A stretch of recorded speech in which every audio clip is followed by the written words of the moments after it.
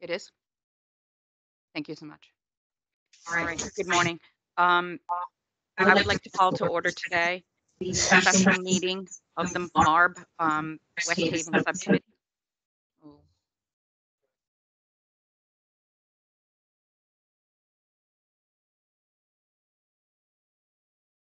it is February the 6th, and this is a rescheduled meeting from January the 23rd, which makes this a special meeting today. Uh, in We have a quorum, and one of my opening remarks that I would like to make today is to make everybody aware that on February 22nd is the full MARB meeting. Today is just a subcommittee meeting, and subcommittees are working meetings. And on February 29th is scheduled West Haven subcommittee. We probably will be rescheduling that meeting, but so stay tuned before you decide that meeting is one you're going to attend, because I think that that will be moved. It's a week following the full MARB meeting. And the first item on the agenda today is approval of the minutes of November the 30th. Madam Chair, I move approval. Second. Thank you. All in favor, please say aye. Aye. Aye. Aye. Thank you. The minutes have been approved. The next item on the agenda today is for the mayor. This is a new agenda item for the mayor to begin to give us an executive summary of all the great things that are going on in West Haven since her arrival. Thank you, Kim, and thank you everybody for being here in West Haven. Of course, we're always happy to host you on our home field, so to speak. I don't think we've met since we really got up and running. So I'm just going to run through a couple of items that we've been working on, and then certainly open it up to any questions. But I want to start off with our fantastic news that we got 2 weeks ago. I know that I shared it; it was public, and that's our credit rating upgrade. That is significant for West Haven. As you know, it's been something that everybody's been working on for years. A lot of that I want to acknowledge is the consultant that you helped to put into West Haven, Whittlesley, to identify what our significant gaps were. And then in addition, putting in Protiviti to help us address what those significant gaps are. So the credit rating agency, Standard & Poor's, specifically called out the work that we've done to address those internal control areas.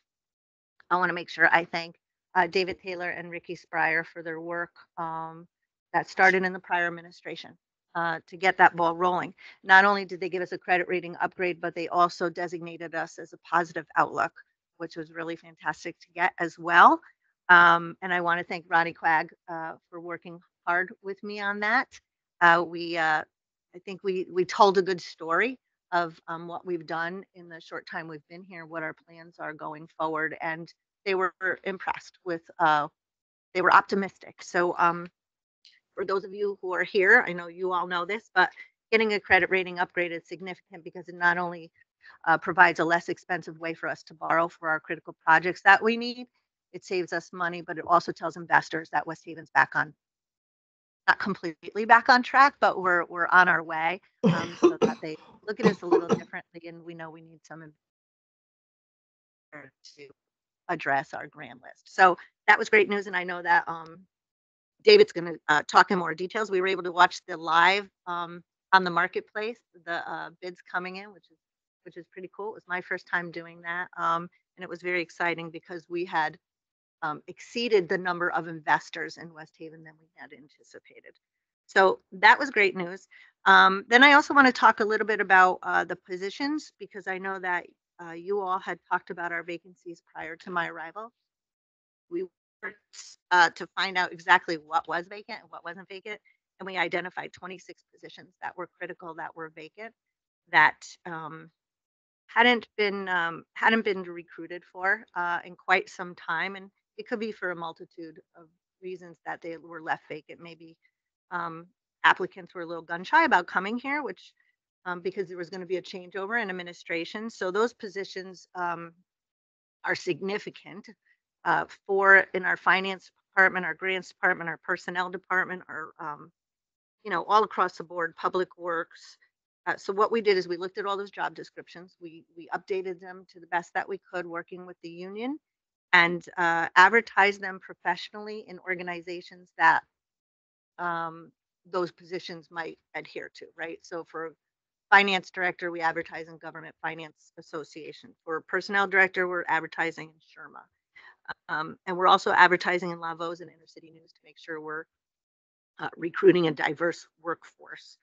We've made some offers. We're in the process of doing those interviews. So we're excited about bringing new talent on.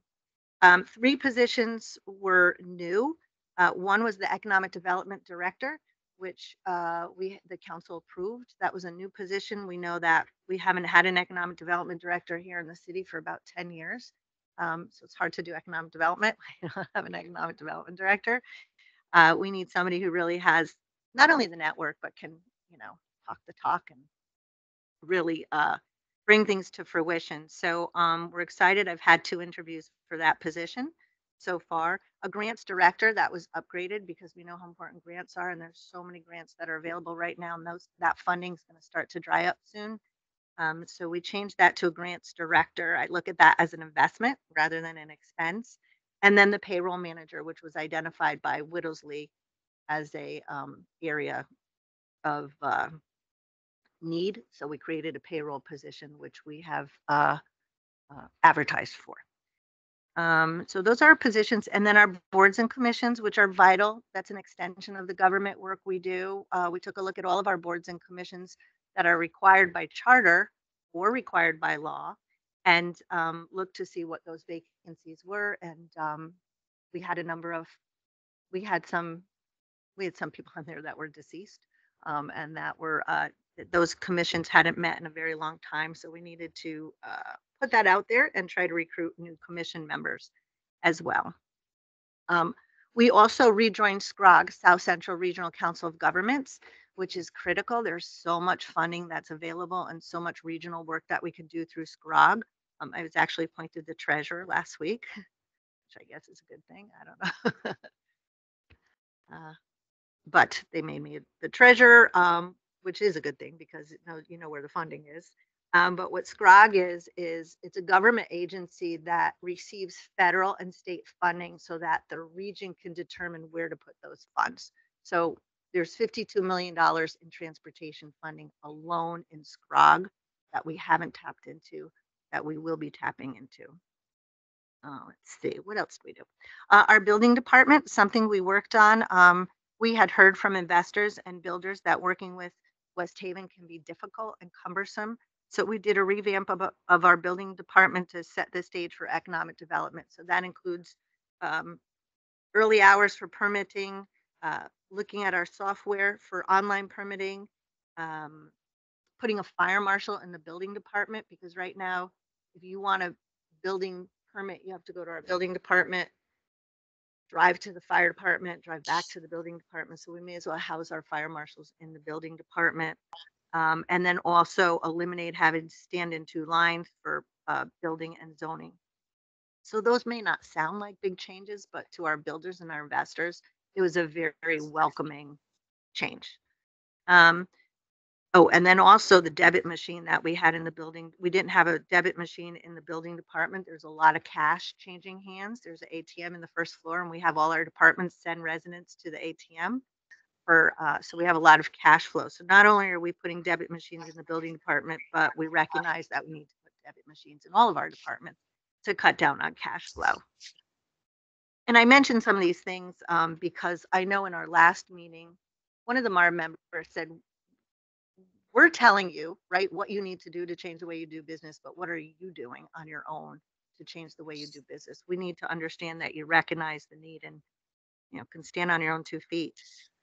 We also had ethics training. We had the State of Connecticut Ethics Commission come down and do ethics training for all of our employees. It was free of charge. Very nice. And we've had security, IT training, and we also had ergonomic training recently.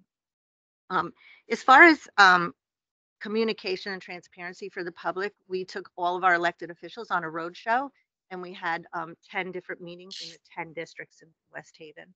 And we wanted to make sure there was a 2-way avenue for communication so that we could hear what the needs are, but we could also provide timely updates as to what we're doing with our government. Let's see what else. Oh, our fire department. So I'm really excited about this. For the first time, we have a monthly meeting that we established, which includes our fire commissioners, our fire union representatives, our fire chiefs, and the city all together. And we have met twice now, and we'll be meeting monthly to talk about what we could do by way of collaboration.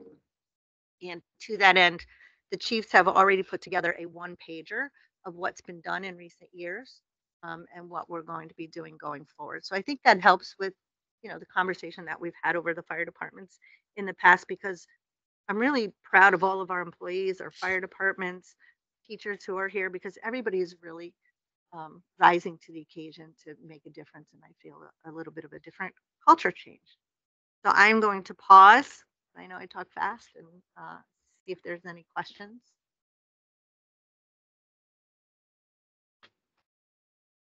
Question.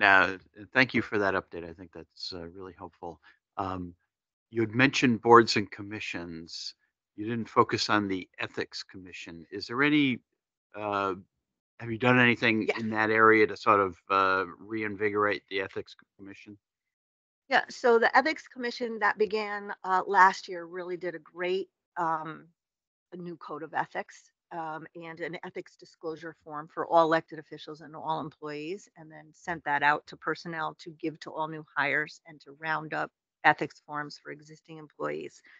Two of the ethics commission members were recently elected to the city council. So they resigned because that would be a conflict of interest. And there are two replacements for the council agenda this coming Monday. And anybody who's appointed to any board and commission will now complete that new ethics form. And the training that we did from the state ethics department, that training was based on our new code of ethics and our new ethics forms, and they ran through scenario. Yeah. Oh, yes. And we and we filmed it for future employees, so that if we don't have a large meeting with all the employees to come, that they would have to watch that when they come. Any other questions for the mayor? I just want to say this is just remarkable, and I'd like to just say congratulations to you and your team. This is one of the most uplifting reports that we've had in 5 years. So keep it up. Thank Agree. you, Mr. Wyatt.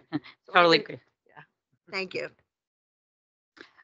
Mayor, congratulations. And your short time in here already, you're already making a difference. So thank you for that, and really hitting all the buzz areas that really need attention. So that is really important. And I know that I know the MARB is definitely it's refreshing to hear this. And also for all your team and all the hard work, I know that you guys work a lot of hours. Everybody within this city is working a lot of hours, and it always takes the whole city to come out of a catastrophe such as this. But it's paving the pathway forward. Thank you.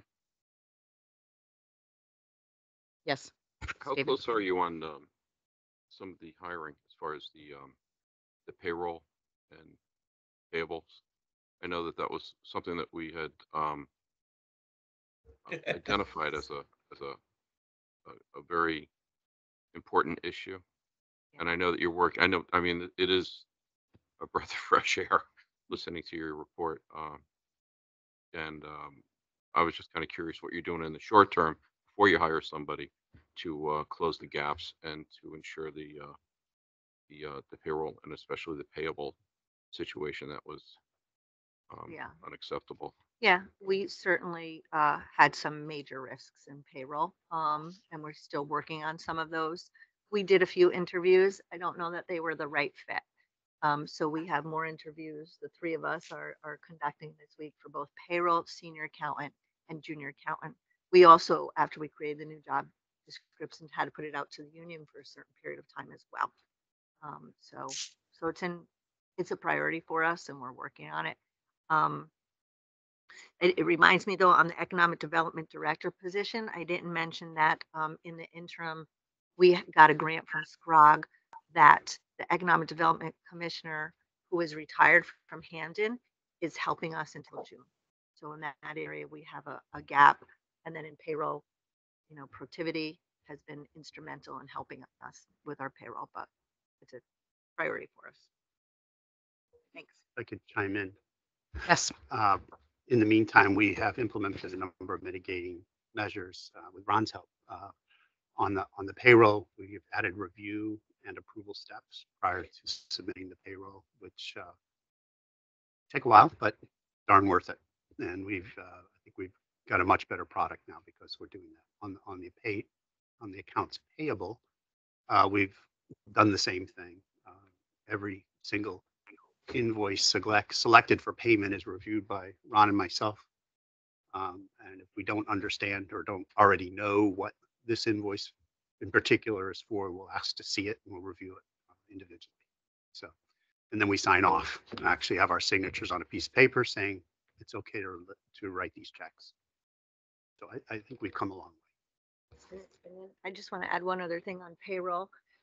We seem to have had a challenge with overtime and comp time accumulation. So we sent something out to all department heads saying there'll be no more overtime unless there's a prior approval and a justification that goes to the chief of the staff. And then the comp time was being logged because ADP didn't have the capabilities, was being logged differently in every department. So we're putting uniformity in how that is being recorded and used. That was an issue in payroll that we had to get our.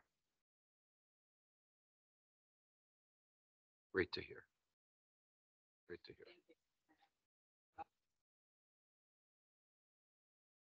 Thank you. I thought I hit it, but it missed. So the controls that you're building with the safeguards, Ron, thank you. David, thank you. These are critical areas that if you take that extra time, you can then, put your arms around it and then also make sure that you can put the right controls in. So I like the fact that you really took it seriously, as well as your own personal time in order to get this work done, but also it's for the betterment of this city. So thank you for doing that, both of you. Just add, my staff has had to put up with me quite a bit to implement changes to their processes, and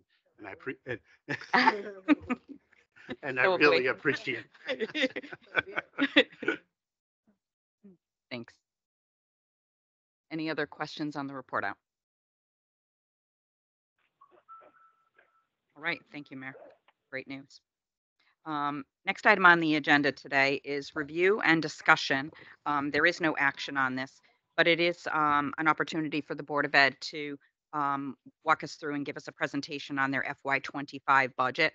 I just want to remind people that today is a special meeting, so therefore we must stick to the agenda and go and Superintendent Neil Cavallera, please give us an update on your report.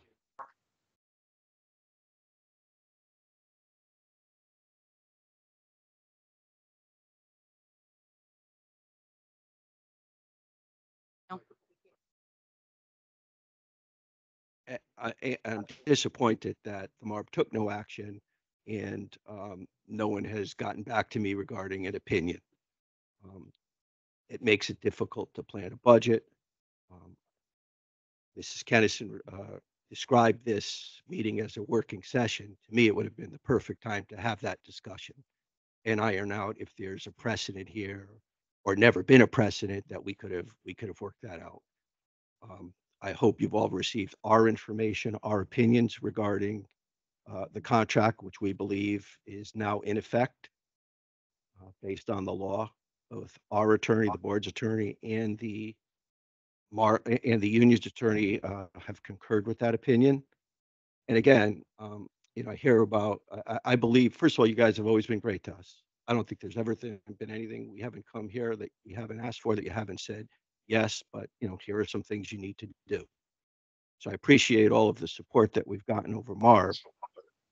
But again, I can't do this presentation and not tell you that you haven't let some people down by not acting on the contract in good faith. Excuse me. We're going to take that up on the February 22nd meeting. You wouldn't let me. At the full MARB, and that is that's I what's on the understand that, agenda for there. I understand that, Kim. As far as we're concerned, the contract is binding. I don't think it needs to be That's as taken far up. as you're concerned. That's not the opinion of the state, The union's attorney right here, if you'd like to talk about it right now. not the opinion of the state, Okay. but we're not going to discuss it today. Thank you. I, I also look at, I've heard the word transparency. I saw it in the minutes. I saw it tonight, but that's fine. Let's move on to the budget. Thank you, Neil. Right, By any means, by me saying that, it has already been decided as far as what today's agenda is, as well as the February 22nd meeting that has already been decided. This contract is going up in full in front of the full MARB as it had already in the past. That is not an impact on whether how I feel about the teachers or not. I know everybody here is working hard, so that is the forum that will be discussed. Thank you. It's been sitting out there for 4 months, and they deserved an answer. That's my opinion, and I think that's their opinion, and I think that's why they're here today. And again, I was asked, are there any items, since it's a working session, via an email that I'd like to have discussed? This was one, and I was denied it. But I think it has to be part of any budget presentation. And I'm not trying to be disrespectful. I'm not trying to be rude. I understand the authority that MARB has over the city of West Haven. Working with Mayor Bora has been nothing but a pleasure. We've had many conversations on this as far as her visions from the city. I support that. But again, I wouldn't be doing my job in representing the Board of Education and being the board's agent if I didn't bring it up today. We'll move on to the budget. All right, so I'm going to go through the first slides quickly. This is the presentation that we gave to the board on January 2nd. And since then, the budget has been approved and sent to Mayor Bora's office for her review. We could skip the budget timeline. The budget timeline doesn't take into consideration the MARB. This is the regular timeline set forth by the city charter. I think it's important for you guys to understand, and I know you're here to oversee our finances, but you need to also understand our priorities when we set forth and when we make a budget.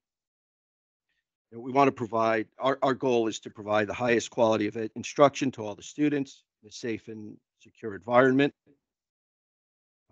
We want to and always try to continue to enhance our instructional programs. One of the things that has happened since COVID, and we're certainly not unique, is that literally all of our teaching and learning is transformed to the computer and smart boards and the latest technology, and that's something that we now rely on so heavily that we're going to have to, over the next several years, continue to upgrade and replace and make better for our teachers. Our class sizes are really good right now. We do our best, and I think we've made good use of the ESSER funding to support our teachers and lower class sizes. And one of the things that I'm probably most proud of in this school district is there's something for everybody, especially at West Haven High School. We offer a variety of extracurricular activities, be it the arts, be it sports, clubs. We have it all at West Haven High School, and I'm really proud of that. And I'm really proud of the teachers who go above and beyond the school day and coach a team, advisor to a club, because the hours that they put in certainly exceed the small stipends that we're able to pay them.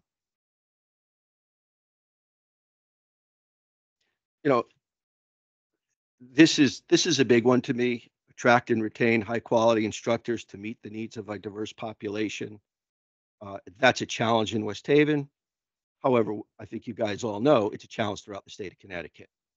And in order to be competitive, we have to offer them good salaries.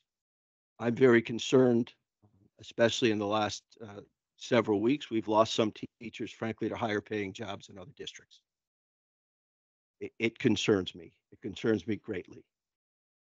One of the other things that I need to mention is that we're trying to be competitive. When we lose a teacher and we get an opening, or a teacher retires at the end of the school year, usually that's an opportunity for some savings. However, because it's so competitive out there, we're overpaying in many cases because we need to get a teacher in front of a class. That's a reality. That's not unique to West Haven, but it can become a strain in our budget.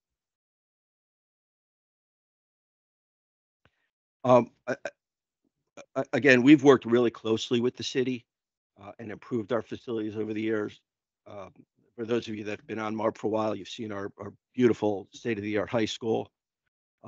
Our fields, our facilities are second to none, and I'm really proud of that. I believe we've used our COVID money really well to balance support in the classroom as well as to enhance the facilities. And you'll see some examples of that. If you look at the next several slides, these are the things that make our school district work and work well.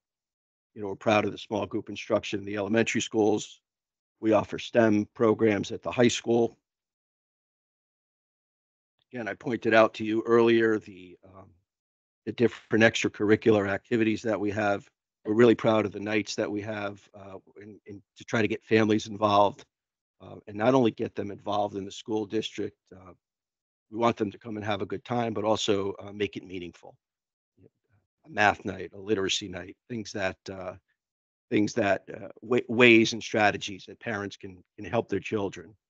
And again, many of you know we are a priority school district. I'm sorry, an alliance school district. We are a needy school district, and those kinds of things are important. We need to help our parents facilitate and help get them to be partners with us in educating their children. Again, something I'm very proud of, and we celebrated at our Board of Education meeting last night. In this school district with 6 elementary schools, we have 3 schools of distinction. That's a pretty neat honor. And again, I can't say enough about the work that our administrators, our teachers, our curriculum coordinators, paraprofessionals, anybody who comes in contact with any of our kids during the day. We have a new math coordinator this year who's implemented a program called iReady, which is really popular. The kids are excited. They actually see themselves making progress throughout the course of the year. I talked to you a little bit about technology. One of the things that, again, we've always had, but we've been able to enhance with some COVID money is we've got social workers in all of our buildings from the elementary schools up, at least one. We offer quite a bit of support. We've created an outreach team. It's a diverse group of individuals. Again, this was with the with ESSER funding, COVID funding, that gets out into the home. That are when parents see these people, they're comfortable with them because they're from the neighborhoods.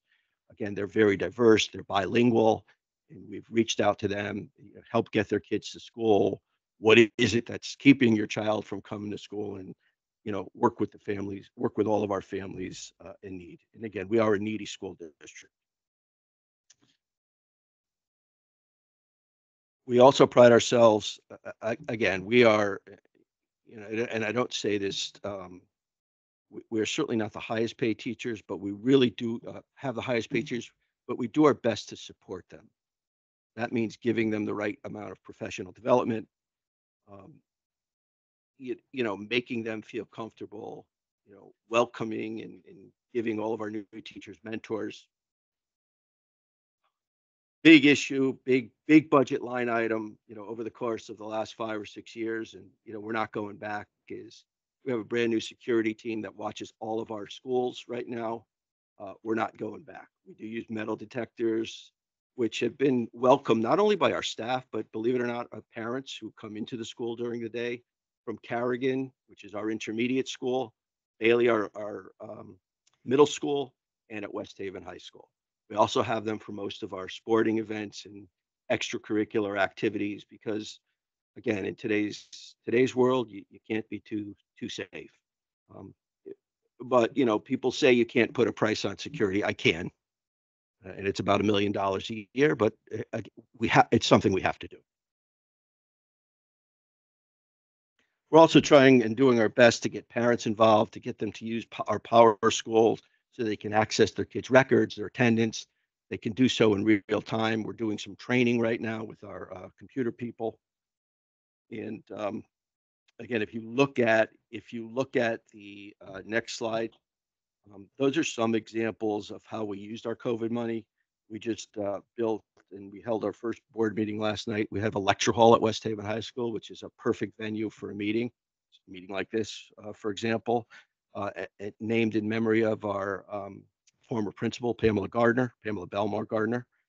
We've added a space to our middle school cafeteria, which was in sore need of it. We put some modular classrooms there because again, it's tight.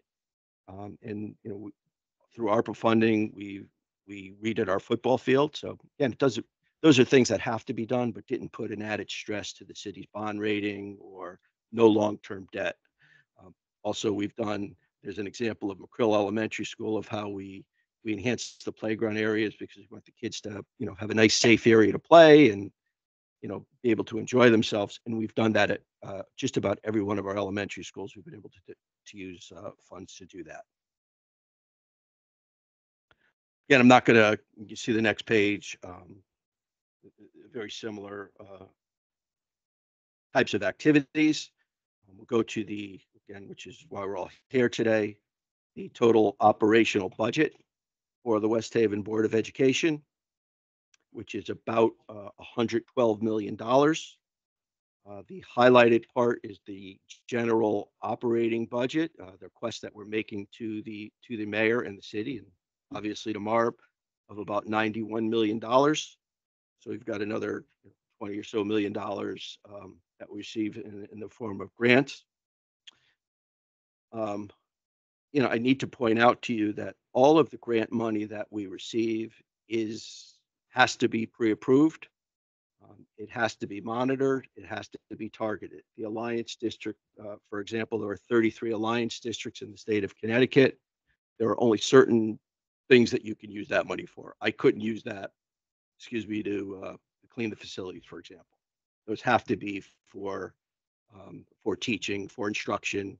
And again, all of those funds are approved, just like the title grants are, the other grants you see.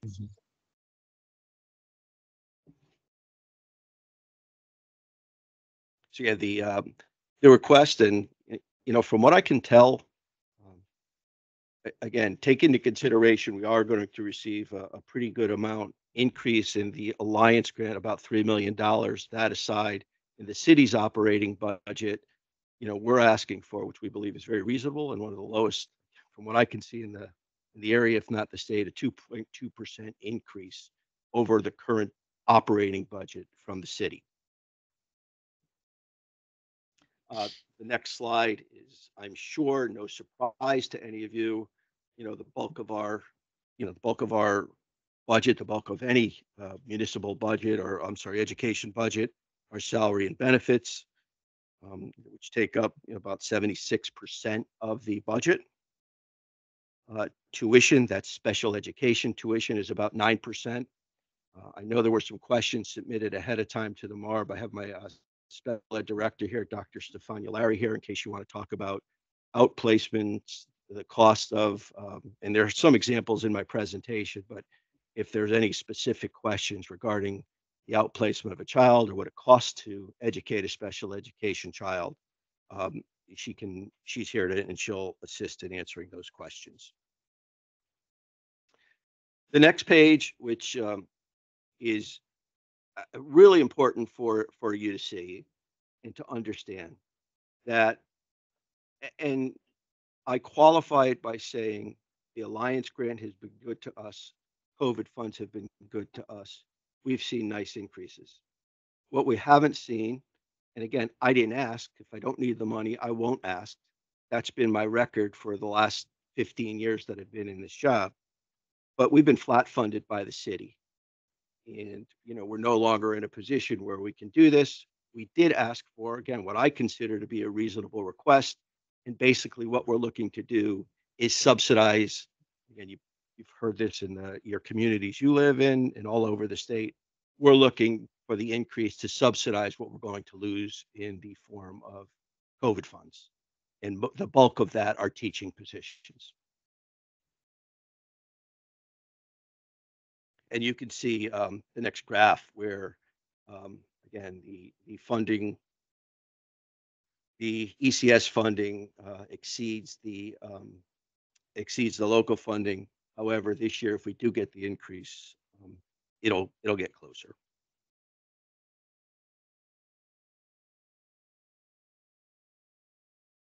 Breakdown of our budget. Again, no surprise that this is the pie chart spelled out in percentages, and easier for I like charts like this. Pie charts aren't great for me, but some people like the pie charts.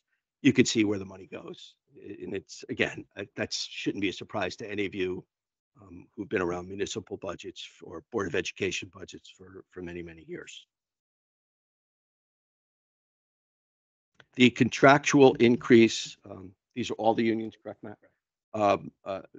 For our for all of our employees is just under $2.8 million. Again, the key to our budget, we believe, are the salaries that are shifting back from the operating budget, about $1.2 million in ESSER funding that we're going to have to absorb next year.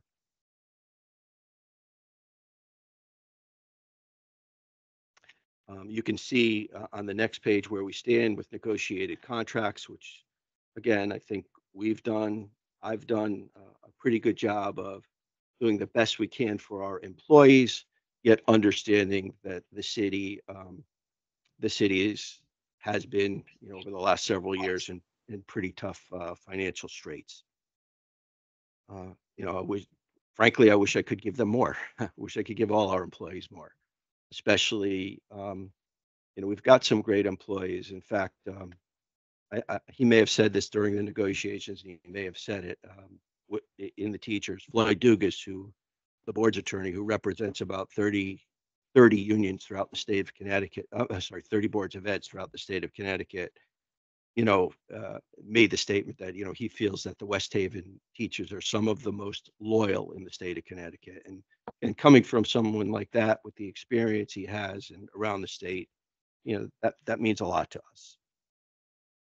So we did the best we can do during the negotiations. We have some upcoming negotiations. We do put aside money for those in our budget, and again, we've done the best we could. While we gave the teachers a 4% raise, we also raised their copay rate. I think they're going up to about 22% by the third year of the contract, which is, my understanding, a little bit above the state average. On the next page, the benefits, which is, again, a big driver of our budget. That is the number which we were given by our third-party advisor to plug into our budget when we wrote the budget. It's calling for a 6% increase. I think, again, many of you who've been around for a while know that the city entered the partnership plan first, and then because we were in a high deductible plan, so it wasn't costing us as much money as a city. When we saw the opportunity to save some money, we then joined the city, and we are now part of the partnership plan. Something, obviously, that we're watching very closely because the price is going up of that plan. And one of the things that we've done and we've tried to do, again, to be responsible, is as we negotiate our contracts, put clauses in there about, if there's a better, more cost-effective way to do it, we can change. If we do that, I think my track record is, when we've kind of looked at different plans, we would certainly want to bring in the teachers, the paras, or whatever union, and make them part of that process. We think we're in pretty good shape for the next year or two, but the price has been going up. The next one is special education. And again, there are rising costs in special education, especially since COVID. The private facilities where our students go have increased substantially. They're outplaced students. Many times kids will move into West Haven and they've already been outplaced. And frankly, all we do is get the bill. While we monitor their education and we become responsible for it, they're already placed in somewhere where there's high need. I may want to stop there. If there's any questions regarding special ed, it might be a good time, because I know that there were some, again, questions, but about the number of kids, about typical costs and things like that. And if there are any questions, I can have Dr. O'Leary address them. Yeah, thanks. I have a couple questions on special ed. I guess the first question is how many students are currently outplaced, and how does that number compare with, say, the last 2 or 3 years? Currently, overall in district, we have 1,333 students overall, students with disabilities. Out of that number, 128 students are in a therapeutic setting. Last year, at the closure of the year, we ended at 118, which was a very good number for us. In years prior, we were typically around 130, 140. This year, we've had an influx of students moving in from other districts, as Neil had mentioned, that were already placed in a therapeutic setting. When students come to us, they come to us with, it's called an individualized education plan. It's a legally binding document. So we have to honor that placement until we can determine as a team, including the parents, teachers, the administration, that we have a program that is suitable for that student in district. And in that case, then they can return. But we have to honor that placement when they move in initially. So at this point, we are at 128, but to date, we had 8 students move in that required or that were already placed in the therapeutic setting. And we've had 2 within district where the school-based team has exhausted all interventions, and the team decided that the child required a more therapeutic setting. And it's mainly for behavioral reasons. I mean, 99% of our students that are placed in a therapeutic setting, it's because we've exhausted all of our behavioral supports. We have a full-time behavior technician in our buildings, a BCBA assigned to each of our buildings. We have social work support, school psychologists, and after implementing a variety of interventions and doing many formal assessments, the team had determined that that child required a more therapeutic setting. Okay. And in terms of your overall special education expense, including what you do in-house, Mhm. what percentage of the total budget does special education represent? 30%. And how does that compare with other districts? That sounds a little high in my recollection, but So I also want to clarify too that that tuition line item also includes our kiddos that attend magnet schools that are not IEP students. okay. So that we pay really tuition special ed for. those. So we have students that attend Sound School, for example. I believe there's 12 or 13 students that we pay tuition for that attend there. They don't necessarily receive services, but the district is required to pay for their tuition to attend Sound. So it's not That strictly. should probably be deducted from calculation of special ed, I think.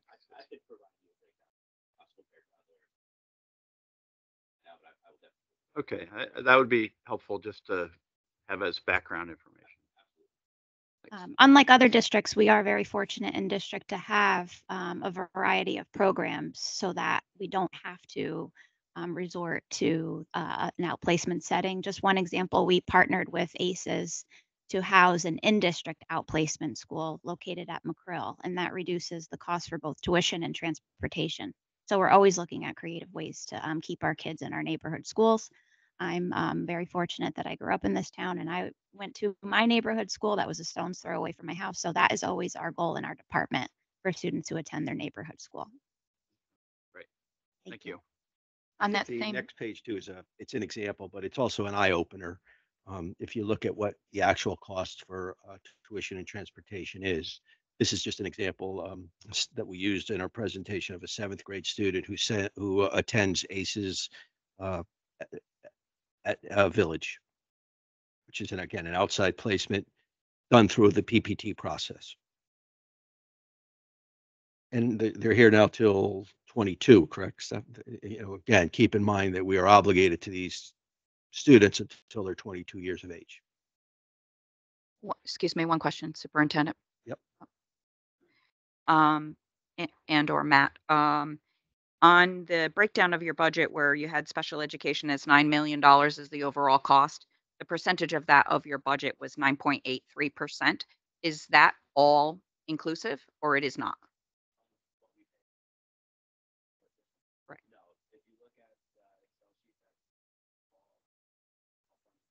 Okay. So this is just the allocation. Understand. Not all funds. So it'll be a different breakdown for all funds.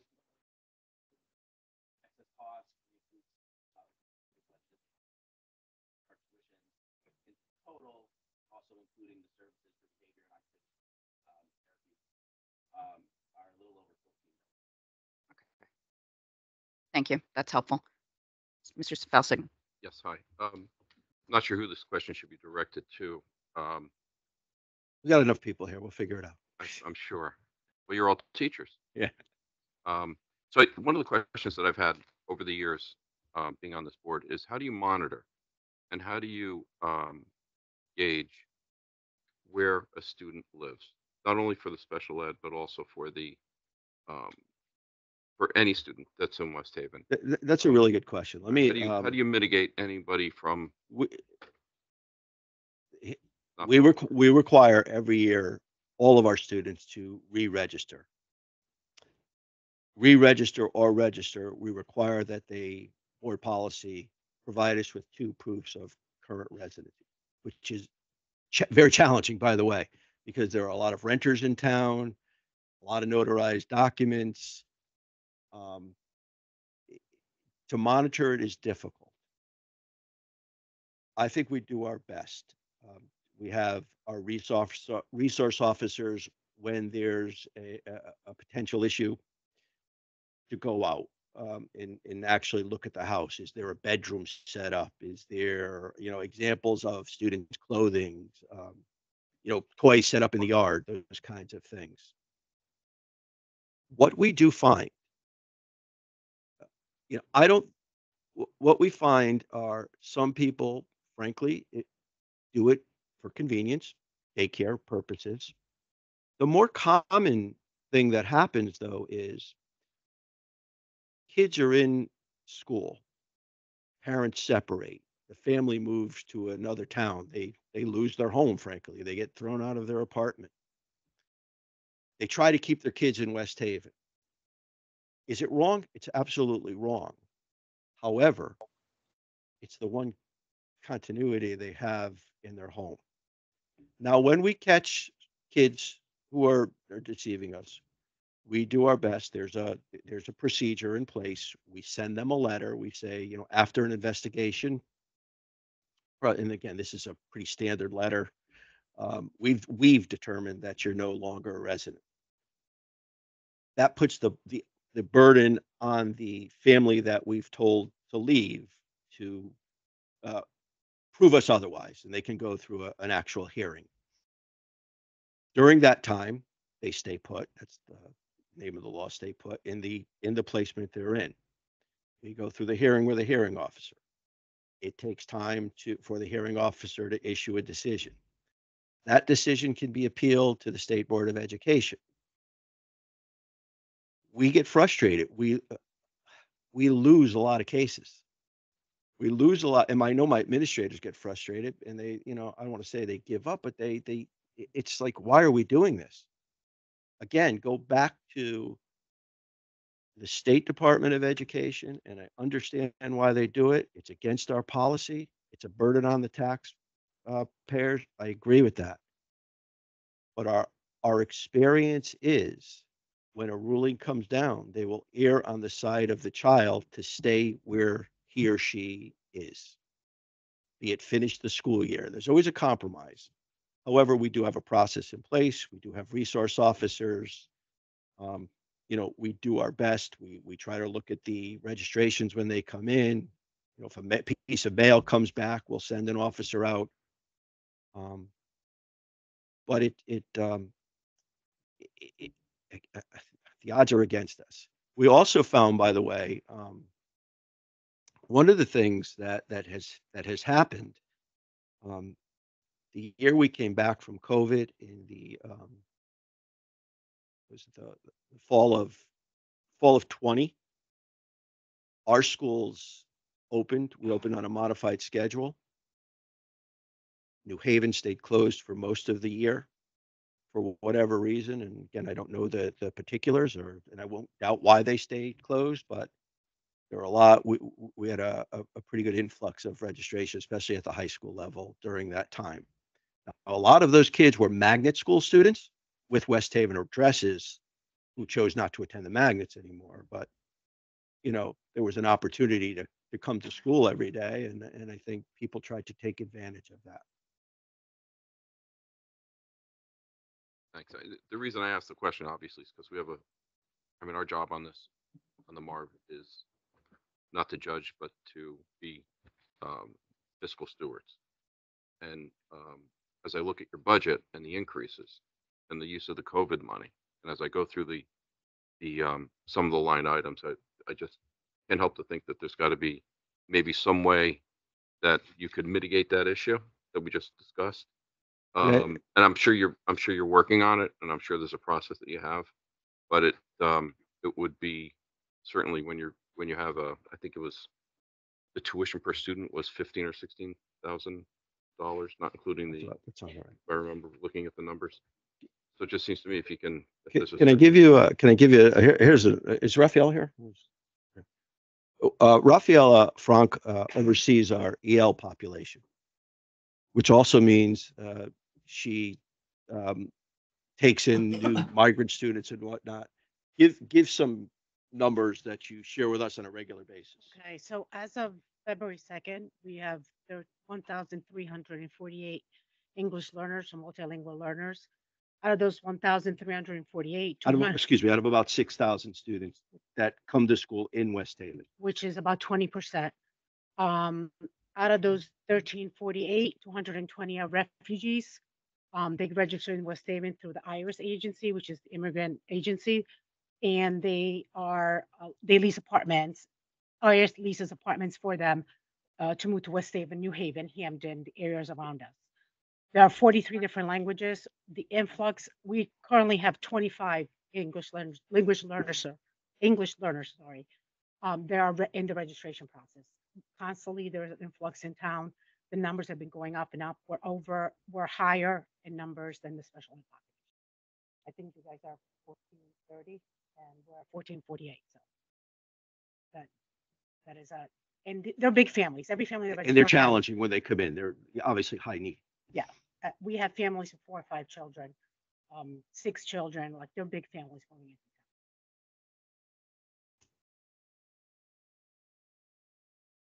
in. Absolutely. That's helpful. Just one more piece with the determining whether or not a student lives in district. With our outplacements, we know right away when a child has moved because their transportation needs to be moved as well. So we follow up on those addresses, as they come in. But we're the first department that they would need to call so that they continue to have their transportation because their schools are out of district.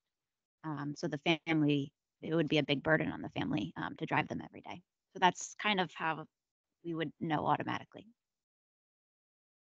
Thank you, and thank you. Also, too, I think it's important. I don't believe there's a slide on this. I know we've provided you with the 10-year enrollment projections, where we were, where we are, where we're going to go. But again, I know you're not aware, or you may not be aware, that we are. I explained we are an alliance district. One of the I guess benefit of being an alliance school district is that it means we have a lot of needs. We need a lot of support. there's been recent legislation, and a lot of towns do this based on enrollment. You can decrease, if there's decreasing enrollment, you can increase the amount of money that goes to the Board of Ed. Can't do that in Alliance District. Again, I would keep in mind that we have not received an increase from the city since 2016, 2017. And we've made do with Alliance money and other grant money. So, even if our population would go down, I think you've heard some examples of how our needs are going up, and it would be difficult to eliminate staff or especially support for the kids that are coming in, migrants, non-English speaking students with IEPs.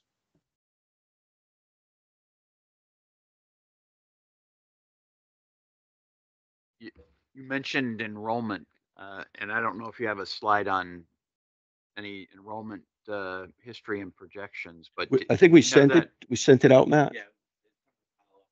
Okay.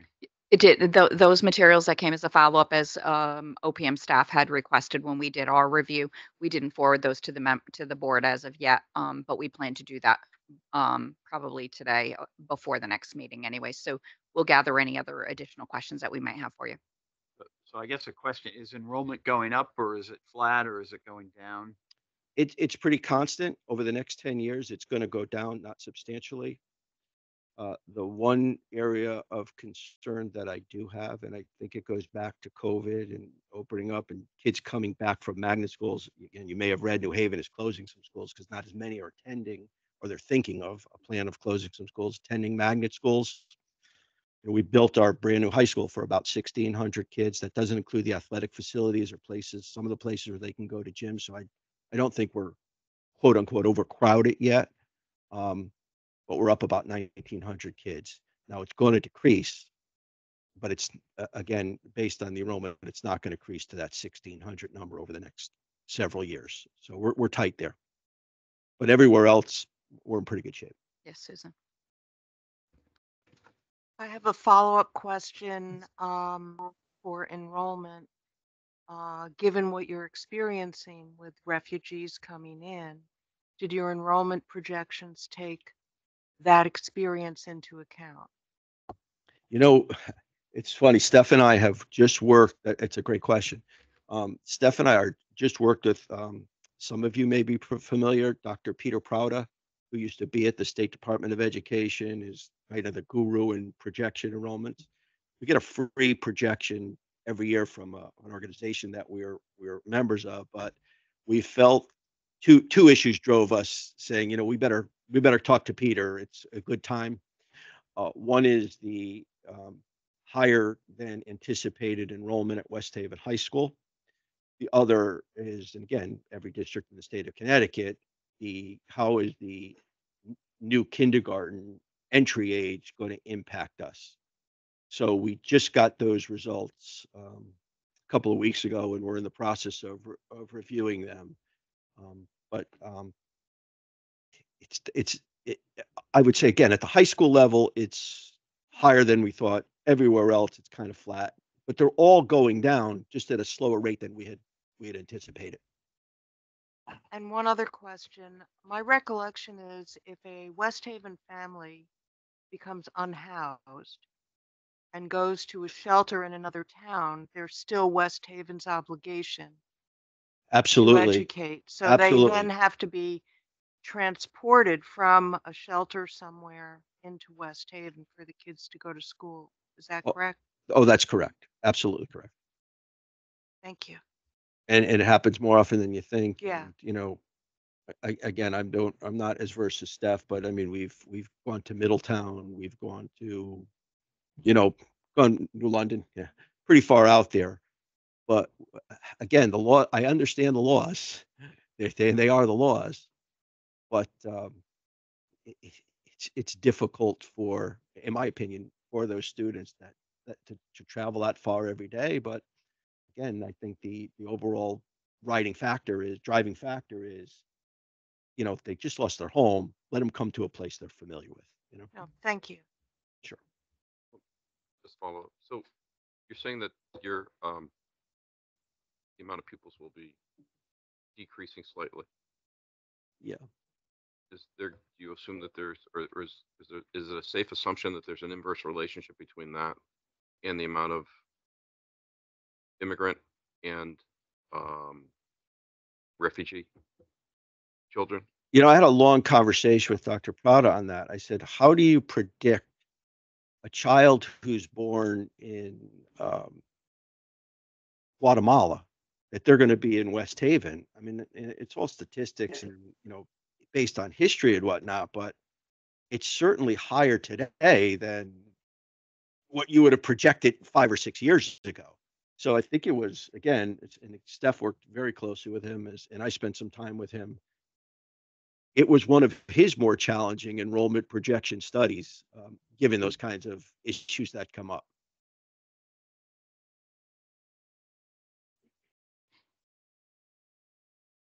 Yeah, when we are able to, we'll share the numbers that were provided to you and you provided to us from the New England School of Development Council. It gives the full breakdown. But what I thought was interesting was as you did a look back on the history of the enrollment and where you were at in 2013-14 versus where you're at today, which is almost 8 kids off from the highest peak of your enrollment in over 10 years. So saying in 2024, you were at 5808, and in 2014, you were at 5816. So that's good. I know that what the projections are saying is a drop off by the time you get to 2034 of about 400 students through that time, Yeah, just next 10 years. going back to even farther, 2010, prior to that, you know, I've been here a long time. We average around 7,000 kids. We saw a pretty dramatic drop off at that time. In 2010, we actually closed 2 elementary schools and reorganized our school district because we went from 7,000 to about that 5,800 number. Got it. You know, I don't think we're overcrowded. Again, the high school is tight. By all accounts, it's going to continue to go down, but you know, I think it's becoming with the influx of refugees and immigrants and, you know, the new kindergarten age. I think those are all factors that are going to make it difficult to do these kinds of projections in the future. Yeah, I would agree. I could just look at even when you're looking from a budget perspective, in some years, in some of your classes, I think it was fourth grade, you're bumping up by 30 kids, and depending on that new incoming class as they get down the road, and then you have some where you're decreasing. So it's like it must be this rocky road. And how do you shift? Do you have teachers that can teach fourth grade as well as teach fifth grade so that when the class moves Most up? most elementary school teachers are at least grades 1 through 6 certified. Okay. Then there's a certification for preschool and kindergarten, although now I believe the state has allowed anybody with a 1 to 6 certification to teach kindergarten because that was a real high need shortage area. Yeah. And then from 7th grade on up, you need to be content certified in order to teach. And again, West Haven no different than anybody else. State, for those of you that don't know, every year designates shortage areas. They're exactly what you would expect: science area, math area, world languages, some other ones that pop up occasionally. They go on and off, but it's difficult to find teachers in those areas. But yes, they're content certified. I'll give you one other quick story, which kind of relates to the budget, kind of relates on enrollment. When at the time we started talking about building the high school, we had about 1,100 kids that were attending magnet school programs in New Haven. And when again, I think Susan, you know this better than anybody, when you go to the state, you have to provide them with an enrollment projection. And we fought like hell to say, we think when we build this school, a lot of kids are going to come back. And frankly, the answer was, when you build it, and if they come back, come to us, you're eligible for reimbursement on the addition. But, they hold pretty true to whatever formula they use, based on per students. So, but, it is what it is. And again, we're happy to have the new facility. Go ahead, looking at Mr. Bussing. Yeah, just really just I concentrate on the budget. I just concentrate on the numbers. So what you're telling me is even though you might have that your cost per student is going to be going up no matter what you do, right?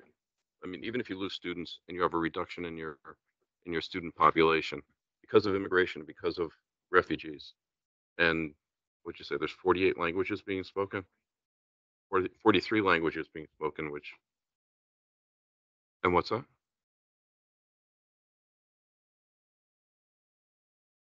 Okay.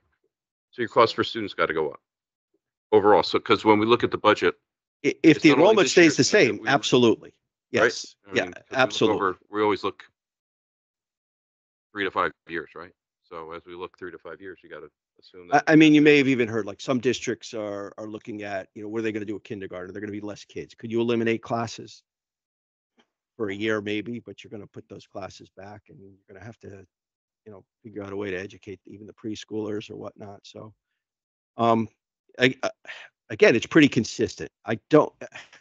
Let's go back to West Haven as an alliance school district. We get extra funding from the state of Connecticut. Norwalk, I believe, was one time. The purpose and again, the purpose of those funds are your higher needs, and you're from distressed municipalities, which really can't afford to pay out, to increase the costs of education using the local budget. So, that's the intent. The intent is to level the playing field for everyone. In fact, this year there's a nice bump. Next year there's projected an ECS funding, the Alliance part, an increase. And, I think what the state is recognizing is the high need. And, I think we've given you some pretty solid examples of what our needs are in this school district.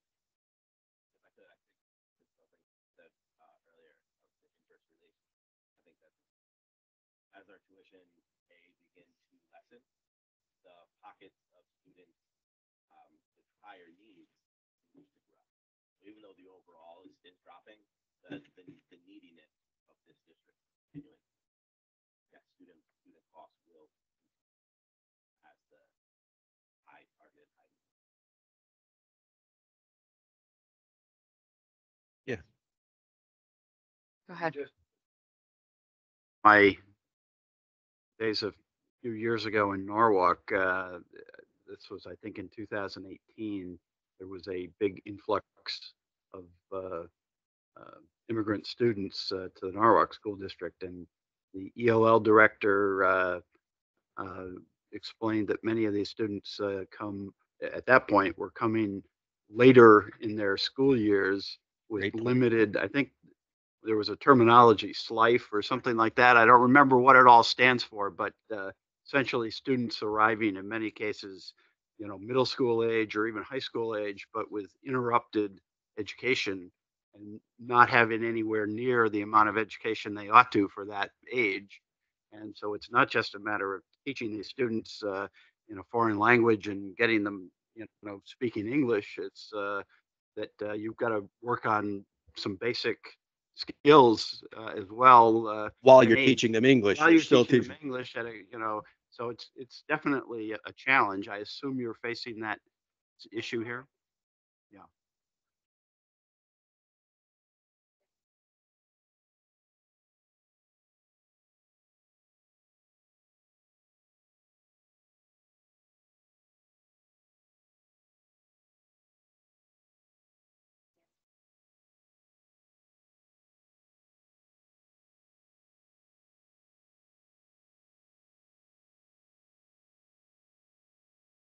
Do you have a total of how many families you have right now in that re-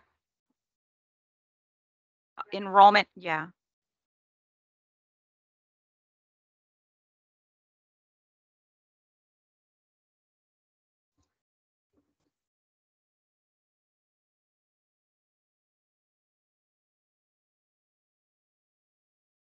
Rafaela, just an example.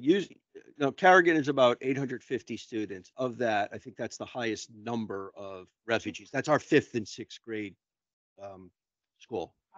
In Carrigan, we have about 50 refugees with 900. And that's not considering the English learners. There's about 200 English learners total out of those 200, 50 are refugees. We actually had to shift and make some changes this year and create sheltered programs because it was very difficult to instruct their students if they haven't been. So we have specific teachers working with language teachers on providing academic instruction. And frankly, again, those are teachers that are difficult to keep in district. The other thing we rely on are a lot of people who live in the community that could act as aides, that would help work as translators and whatnot. Raphael will come into my office and say, Neil, I just hire him as an aide, get him on as an hourly rate. We'll see, how we can pay him because there's such a turnover and there's such a need. We take them as they come. And Spanish obviously is the number one language, but past two, which is the Afghan language, two. Turkish and Arabic are three. So we do have tutors in district. They speak the top four languages, and we're constantly. We also have an outreach worker that he works with the U.S. military and from Afghanistan. Students from Afghanistan. And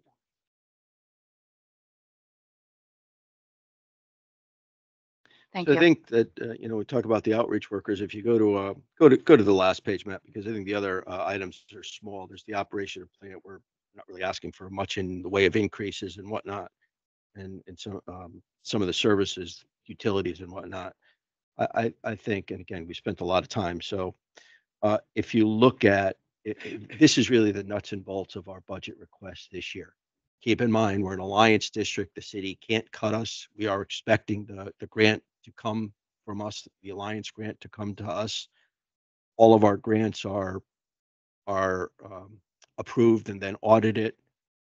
What we're really coming down to is the additional requests we're asking for this year to make up for the loss in the ESSER COVID funding.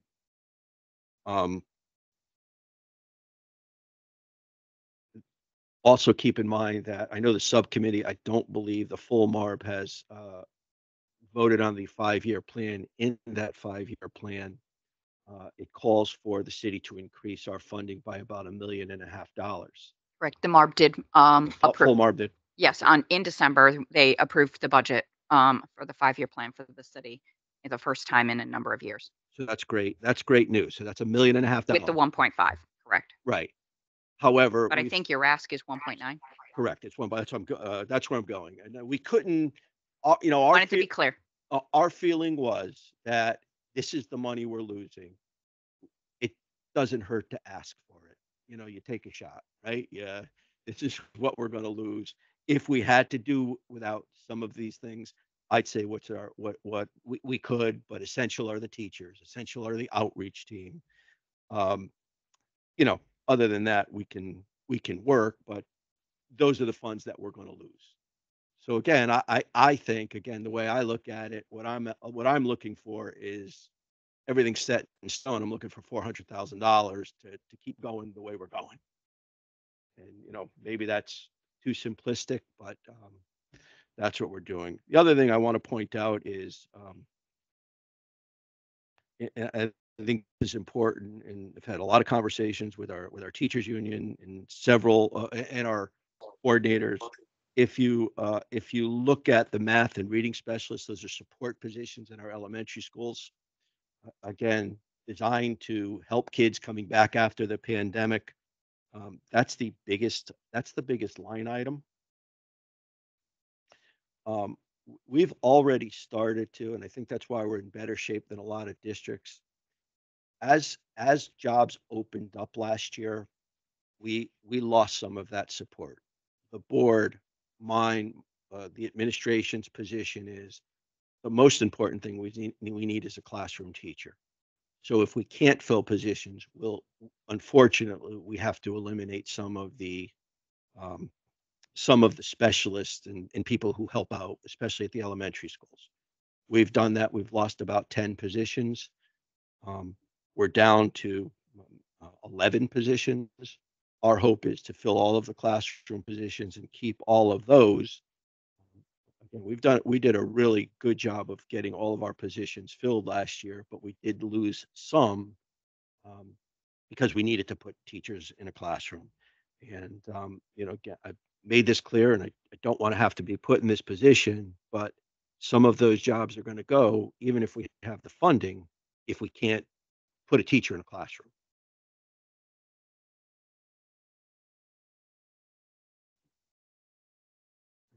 Yeah. That concludes the presentation. If there are, I appreciate your questions and if there are any more, and also some of your comments.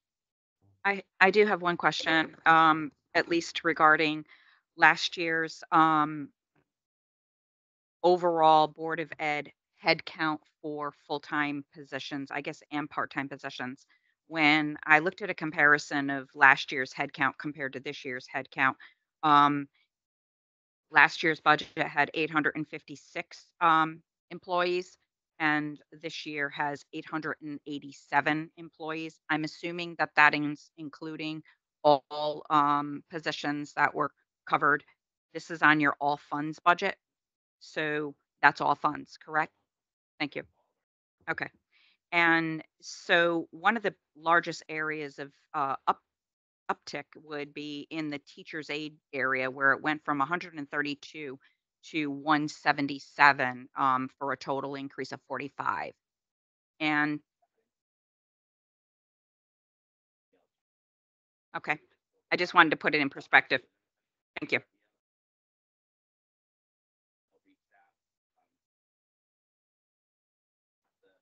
Paraprofessionals, when you include all of the grants and all the funding sources, that number increase because there's more people being put on.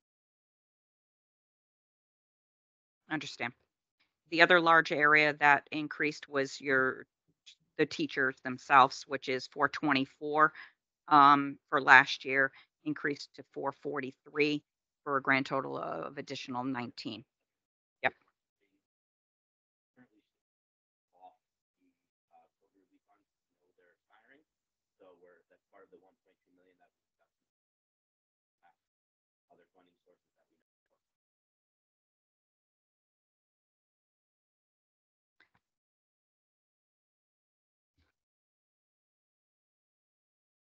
And in your all funds budget, I did notice the shift that you made from the ARPA dollars and now utilizing the federal dollars of Title I, Title II, Title III, um, IDEA 611. And in there, I'm assuming that the line item for special ed teachers of $1 million is the shift from ARPA to now using IDEA 611. Okay. I just want to make sure my interpretation is accurate there.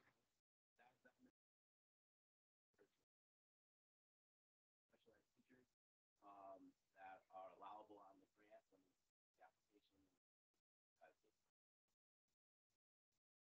And one other one is the classroom teachers has the increase in the utilization of Title I of $1 million. We do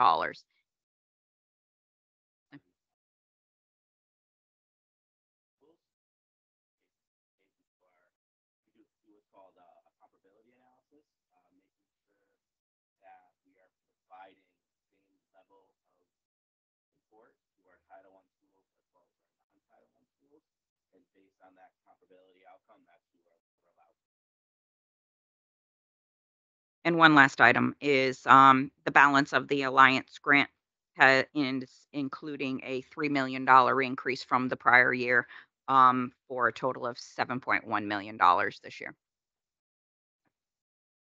And you're using that, of course, on a teacher's classroom. So that I'm going to assume is part of the salary basis for the teachers. Yes, it is under salaries. Forgive me. Okay. Thank you. That's helpful, Matt. Go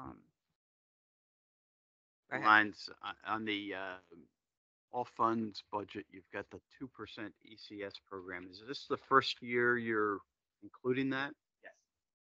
Okay. And so my recollection of that program is that is in essence, offset to revenue that would otherwise go to the city. Is that the If I got the program correct, I think you're you have correct. to send a letter to the Notify the municipality, notify the state. municipality, notify the We're going to state. take the money. And I think the municipality has the right to say no, if I remember correctly. They didn't, or they never acknowledged it. No response is a yes as far as I'm concerned. Right. Is that a change or no, it's not a Well, change? that was my position. in thank you. Norwalk, I too. didn't know that they were supposed to, I really didn't know that they were supposed to acknowledge it, but we did send a letter to, So you sent a letter to the city, but the city is not required to allow you to do that. Is that your understanding? again, I don't know. I don't know that that's my understanding. I thought it was just a matter I of might have that notifying them. wrong. I thought it was a matter of notifying the city that we were But that is, taking you're advantage of it. saying you have not done that in prior years. Is that correct? We've never asked for the money in You've prior never years. asked for it. So that is in essence an additional increase on top of the other increases to your budget. Yes. Although it's built into that's why the overall all funds budget is going up 4.5% or something like that. Or one of the reasons. Yeah. And Right. Okay. Okay. So, I mean, just in full transparency, the city ought to be aware of it, on board, and so on, because it isn't new money. It's But really that goes shifting back money to- from a pocket that normally would go to the city over to the Board of Ed. That goes back to, when did we get the notification? Early September, early, maybe even over the summer. So certainly before this administration took over. So it would be important, and David, I'll have you go back and look into this. When the board approved the 5-year plan, was this included in the city's budget? Yes or no? And yep. And then we'll have to determine that, because if this is a shift, the 5-year plan has been approved, and then we would need to consider that. And the city would need to reduce the amount that you budget for ECS by this $1.1 million as well, because otherwise you'd be double counting it. So. Although, That's our fear. I'll go back to being an alliance grant, the city can't reduce its share that it gives to us. So I don't know how that factors, Tom, and I don't know the particulars, but that may also play into it. I don't know. Okay. We just want to make sure we don't have any double counting going on, and or a loss of. I'm all for double counting. I have one other question on the workers' comp. Is the Board of Ed combined with the city on the city's self-insured workers' comp program, or are you completely standalone? Okay. I noticed you reduced your budget by about 200,000 there, and since that is an area there where historically, and I don't know, it may not have been a problem on the Board of Ed side, but historically, the city under budgeted workers' comp and built up this rather large deficit in the internal service fund. Last year, they started to reverse that. I want to make sure that this reduction is agreed to by the city, and that we all look at it and make sure that it's not going to, cause a problem on the city side.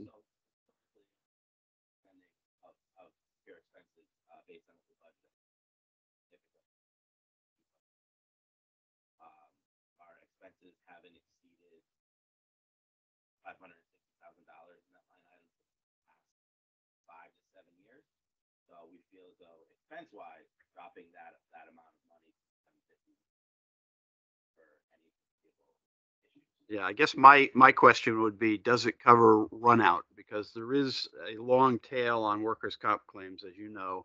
And so you want to make sure that the money that's getting put into that internal service fund is sufficient to cover not only your cash claims that year, but the run out long term that you're going to pay on claims that were incurred that year. Tom, that's a really good point.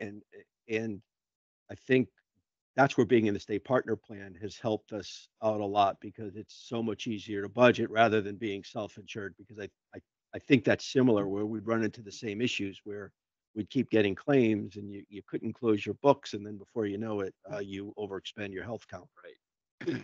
Yeah. And health doesn't have, there is a run out on health claims, but it tends to be pretty short. The run out on workers' comp can actually go on for years, because, if somebody's seriously injured, they can be collecting money for quite a number of years on a claim from 5 years ago. So.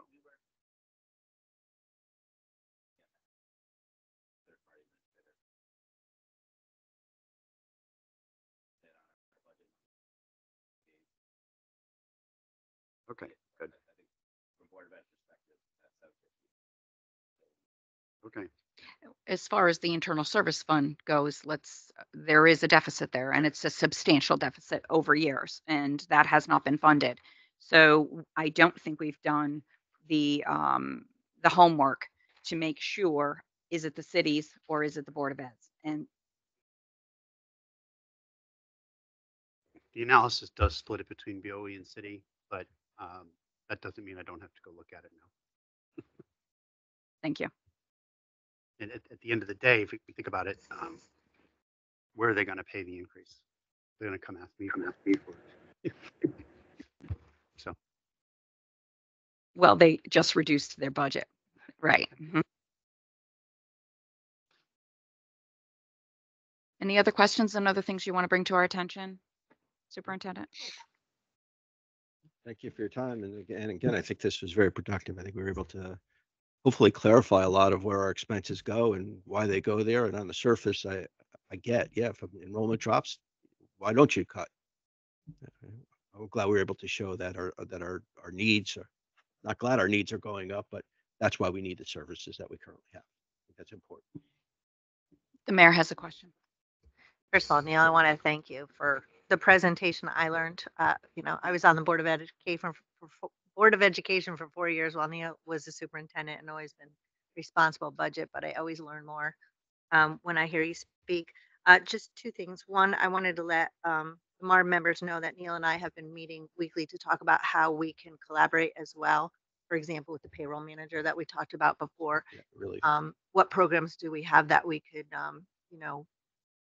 combine our purchasing power going forward? So we've been brainstorming in that area. And then the other thing, Neil, I didn't notice in the presentation which you had provided to me a salary study of the teachers and where they fall. I don't know if that was in your follow-up information. I know the MARB members have the salaries. We can get them. I have the comparables. I think that's important for the full MAR because it puts things into perspective. Again, I'm pretty sure. I think we did step comparisons. Actually, the teachers provided it with us. And I could make the copies from it, I have them right here. We have 3 different categories. We have bachelor degree, bachelor plus 30 credits, bachelor plus 60 credits, and the comparables are all Okay, part of the so that's packet we part of what submitted. we'll discuss on the 22nd. So it's already in there, that information, because Yes, we're it is. talking about Yep. the contract. Okay, all right. Thank you. Any other questions for the superintendent? Thank you, guys. Thank you. Appreciate it. And thank everybody for coming here today, and your support to the Board of Ed, because I know it is one big family here, and our livelihood is every day when you walk in and go to work. Sometimes we spend a lot more time with our coworkers than we do with our own family. So thank you for your support, and we do appreciate your hard work in teaching the children. I'm a mother who has children, and I have a daughter who is looking to go into education, Neil. Yeah. We take them all. Don't worry. Oh, that wasn't a pitch for a job. I'm just making you aware that she is We need choosing them. that career path. She's good. We'll take her. Thank you.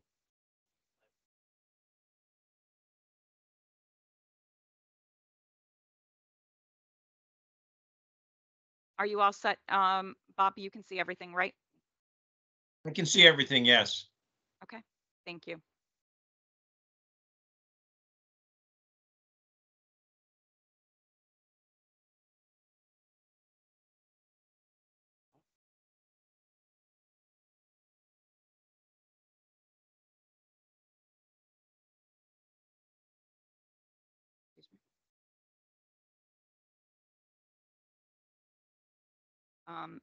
The next item on our agenda is a status update, and we're going to look for the mayor or one of her support team to give us an update. First, starting with the credit ratings from Moody's and S&P. And we did hear a little soundbite about this, but if there's anything more that you want to add.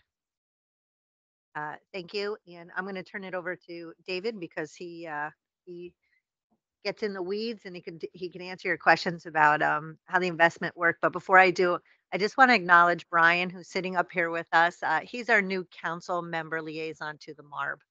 And I failed to introduce him when I did my introduction, but I wanted to let you know who is this gentleman sitting here at the table with all of us. And he's been a great addition to our team. Thank you. Welcome.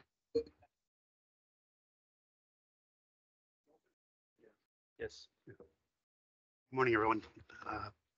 We did, as you know, we did go out and secure some funding last week. Well, the closing is actually on the 15th, but on the 1st, we had the excitement of all the bid offerings and all the people being interested in our paper, which was huge. Our credit rating, we did meet with S&P. They were obviously very happy with the things we had to say and to demonstrate to them, answered all their questions favorably. And I almost fell out of my chair when I never expected them to give us an increase. We were hoping for at least to be held level. Mayor had other ideas, and hers came true. So yes, they did increase us from a triple B to triple B plus, and gave us a positive outlook, which we did not have that before. So these things really played into how well we did the following week. I'm sorry. Yeah. So I can work down through. I have a lot of things, and we had 3 different topics, but I can just keep going.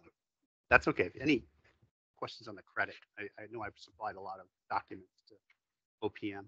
Did you mention the Standard & Poor's rating on January 23rd went from a triple B plus, went to a triple B plus from a triple B? I did. Sorry, I didn't hear you say that. Forgive me. I probably was tuned The out. record reflect.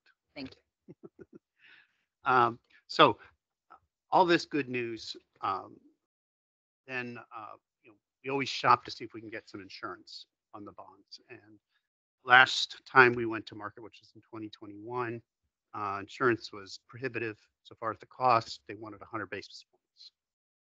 This time we shopped the insurance, and BAM, which is Build America Mutual, came in at 58 basis points. We did the analysis, and it made sense for us to buy the insurance. Our underwriters were thrilled because they felt that this would then attract more investors into the marketplace, and indeed it did. We went out to market, as you know, with $19.1 million to secure $19.1 million in bonds. There was such an excitement over them that we were oversubscribed by 8 times, which comparative to last time we were less than 7 in 21. And with all that happened over the last few years, we're very, very pleased with this. We were able to, and back in 21, the yields were higher. We were able to close these bonds at a 3.9% yield rate on average. We had bonds that mature every year over the next 20 years. So there's a lot of tranches. Because we were so oversubscribed, we wound up only having to write $18.2 million of paper. So reducing the city's debt, and therefore our debt payments and our interest expense. So we're very thrilled about that. We attracted 35 different investors that ranged the full gamut, from hedge funds to separately managed funds to individuals, bond funds, banks. We really hit the gamut. So we're very, very happy about that. And then we had a successful follow-up, reducing the yield rates. I think our yield rates were like 4.25, and that we went out with. And so we had anywhere from 20 basis points to, I can't remember, but it was around 20, 30 basis points. We were able to reduce the yields that we had advertised. So that's on the bond. On the notes, we had a coupon rate of 5%, and our end of day, the yield was 3.7. We had a 6.3 over subscription. So on our $10 million of notes, there was $64 million worth of interest, those are big numbers.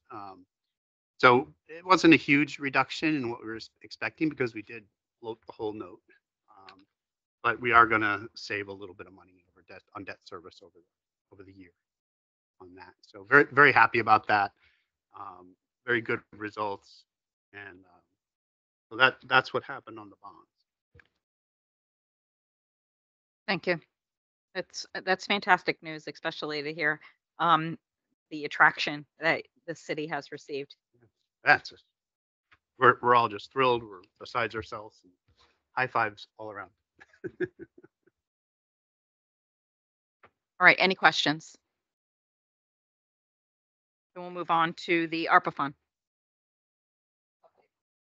Yeah, so as you know, we had $29 million in funding for ARPA projects. City allocated just over 21 million for capital infrastructure, 2 million for grants to nonprofits and small businesses, 2.4 million for police retention, and I'm sorry I'm reading this to you, but $2 million for to increase our internal service fund for workers' comp, and $1 million for EMS premium pay. To date, we had $12.7 million that in invoices that we've approved. It's 45%, so we've spent about 45% of the money out the door. Reporting is all up to date with the feds. During this process, it's important to point out, we learned a lot about the required documentation for federal funds. As a city, we were ignorant of a lot of things, and so we were able to strengthen our controls. Not only strengthen our controls, but ensure compliance, so that when we do get audited, as we believe we will, we'll pass. And that was a big help, and I think huge that the city decided to go out and seek professional advice. We have UHY, which I remember, I think they might have spoken before you once or twice, but them from an accounting perspective, and then an attorney that's specifically hired with special knowledge on this, and we're making sure that we're dotting I's and crossing T's. And it's been a good experience. Oh yeah. Yes, correct. And part of those controls, as Mayor was mentioning, we have hired externally an accountant who reviews every single contract, every single payment, puts together an enormous packet of documentation required by the feds, as we believe. Does the debarment checks and all those things. And that packet for every single ARPA payment, it doesn't matter if it's $600 or $6 million, is individually reviewed with that accountant and myself to ensure that everything is there and everything's been properly approved by the ARPA committee and by the city council before we make the payment. Very good. I have one question. The funding, and it says spending, so total funding 29. We're aware of some of the infrastructure. I'm hoping that we'll be able to get another updated list as we would receive before versus a summary. If that's possible for the full MARB, that would be helpful. Absolutely. The And- last list we had was dated in the beginning of December, so we would like to get a more recent. I agree. And in addition to that, so that this way we're aware of what all those capital items are. I don't remember them by memory at this moment. And the second thing,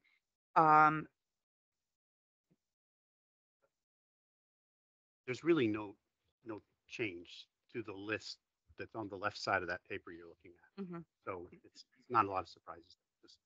Just for transparency and like full disclosure, I am referring to an old one. Actually, mine's quite dated. But the other item that's listed here as a placeholder, I think it's a placeholder, unless you're telling me EMS premium is something else. Is that referred to as the hazard pay? Okay, so Yes. you're stating as if it's spending, it has not been spent because No, it's it's not in the approved. funding section. It's in the funding section. Okay, perfect. Well, it says funding spending update, so I'm not really sure. Well, the spending has been 12.7 million, as the second bullet says. Got it. The funding, Okay. 29 million, of which we wanted to put a significant amount of that what we're planning to do with the money. Sure. This is the presentation that we actually used with the S&P. Okay.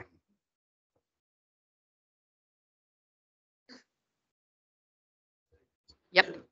I think I heard you correctly, which sounds like, I just want you to sort of confirm if I've got this correctly. I mean, you, for understandable reasons, hired special outside counsel, if you will, and outside accountants to help oversee your ARPA management and disbursement. But it sounds like you are, and I hope you are, using that. I mean, going forward, presumably you end up back in a more normal place and you wouldn't be expected to hire all kinds of outside consultants to manage a grant. But I think it's a great opportunity to have sort of some knowledge transfer to develop the in-house capacity so that, you know, you kind of look at what they're doing and say, okay, we're going to try to replicate that, doing it in-house on future grants as they come along. Is that the intention there? That's exactly right. In fact, we have reduced our dependence on the outside accountants because of the hiring and the knowledge transfer that's occurred already. I take every opportunity to remind the grants department that these are not just ARPA requirements, they're federal funds requirements, and we do need to make sure we follow those. Oh, yeah. Yeah, for some of that outside counsel, so the attorneys help us draft the contracts. UHY helps us to interpret the guidelines, and then the accountant in-house helps us to process the paperwork. So we're learning from them. There's not a lot that we could specifically take, for example, from UHY, because when that's over, that's over. It was well worth the investment for $29 million. Run and make sure we were doing things appropriately. But yes, to your point, the senior accountant, the junior accountant, the payroll manager, those are all positions that are going to, you know, for lack of a better term, will be restructuring how we do our accounting, and they'll be learning from the experts that are in-house. And then we're also looking to convert, which isn't on the council agenda yet, so I didn't mention it, to bring in a project manager at the city. I'm going to take some consulting funds and move that into a project manager so that we have a point person that helps to put our arms around all of this. And then just one other thing, I'm sorry, Kim. To your point about an updated list, David mentioned that those categories stay the same, but what we've been doing is, let's say there was a contract we put out to bid and we budgeted 200,000 for it. At this point now, we see it's coming in at 160. We're sweeping those funds into contingency. So looking at how we reevaluate what the remaining funds are is really important, because I think there's some outside services that we just talked about, all the needs in West Haven. Anything that's left over, we're going to spend every penny and spend it timely. Fantastic. And we all know that you have great needs. I was glad to see that you really paid attention to the deficit in the internal service fund with putting some funds over there so we can start to mitigate that, because when it comes time for you to leave, you can't have any deficits lingering over your head anymore. It's kind of like shifting money from one place to another and masking problems. So I'm glad. And David, I know you took it seriously once that was brought to your attention. And some of the line items we saw were just kind of stagnant. So for example, the housing crisis, there was funding put aside for that. That funding has sat there since the beginning of time. So then we decided for the first time to open a warming center, which West Haven didn't have. So re-looking at what we're doing with the funding that hasn't been spent, even though it was earmarked, but still within the same category, has been critical. Yeah, we're very, very fortunate to have some surpluses in the last few years. And not only have we moved ARPA funds into the internal service fund, we've moved operating funds in there. And I think I've announced that to this team before. Actually, I had to get permission from you to do it. All right, we'll move on then to the next agenda item, which is the RFP for fire districts and public safety assessment. Included in our package, I know Rick has provided us with an option here, and Rick, I'll have you take us through this. Sure. Emergency Services Consulting International is the company that provided this proposal. It's under an MPP Gov contract, which we are a member of. The good thing is that ESCI has already done a pretty comprehensive study for the city on our fire service. This is funded through the allocation of ARPA funds that the subcommittee recommended for approval to each fire district during your tour of the fire districts. One of the contingencies of that approval by this subcommittee was that we take money out of that to fund a feasibility study. So that's what this is doing. It's in a 4-phase process over 4 months. The first phase is just a project initiation, site visits, all the existing houses. Phase 2, in month 2 and 3, is an evaluation of current conditions, which will happen at the same time as their future system demand projections. Phase 4 is the station location, apparatus, and staffing recommendations, and then development, review, and delivery of the final study. The final cost to the city will be $31,323.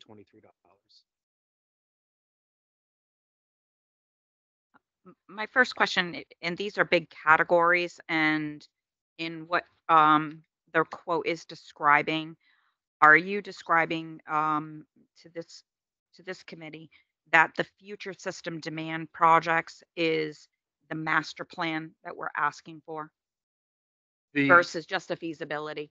Correct. I don't want them to just go out and evaluate what's already there. So phase 3, with their future system Yep. demand, that's Yeah. where they're going to consult with the chiefs and their staff and figure out what the projections are, what the demand will be. And then phase 4 and 5 would be how to best deliver based on those projections.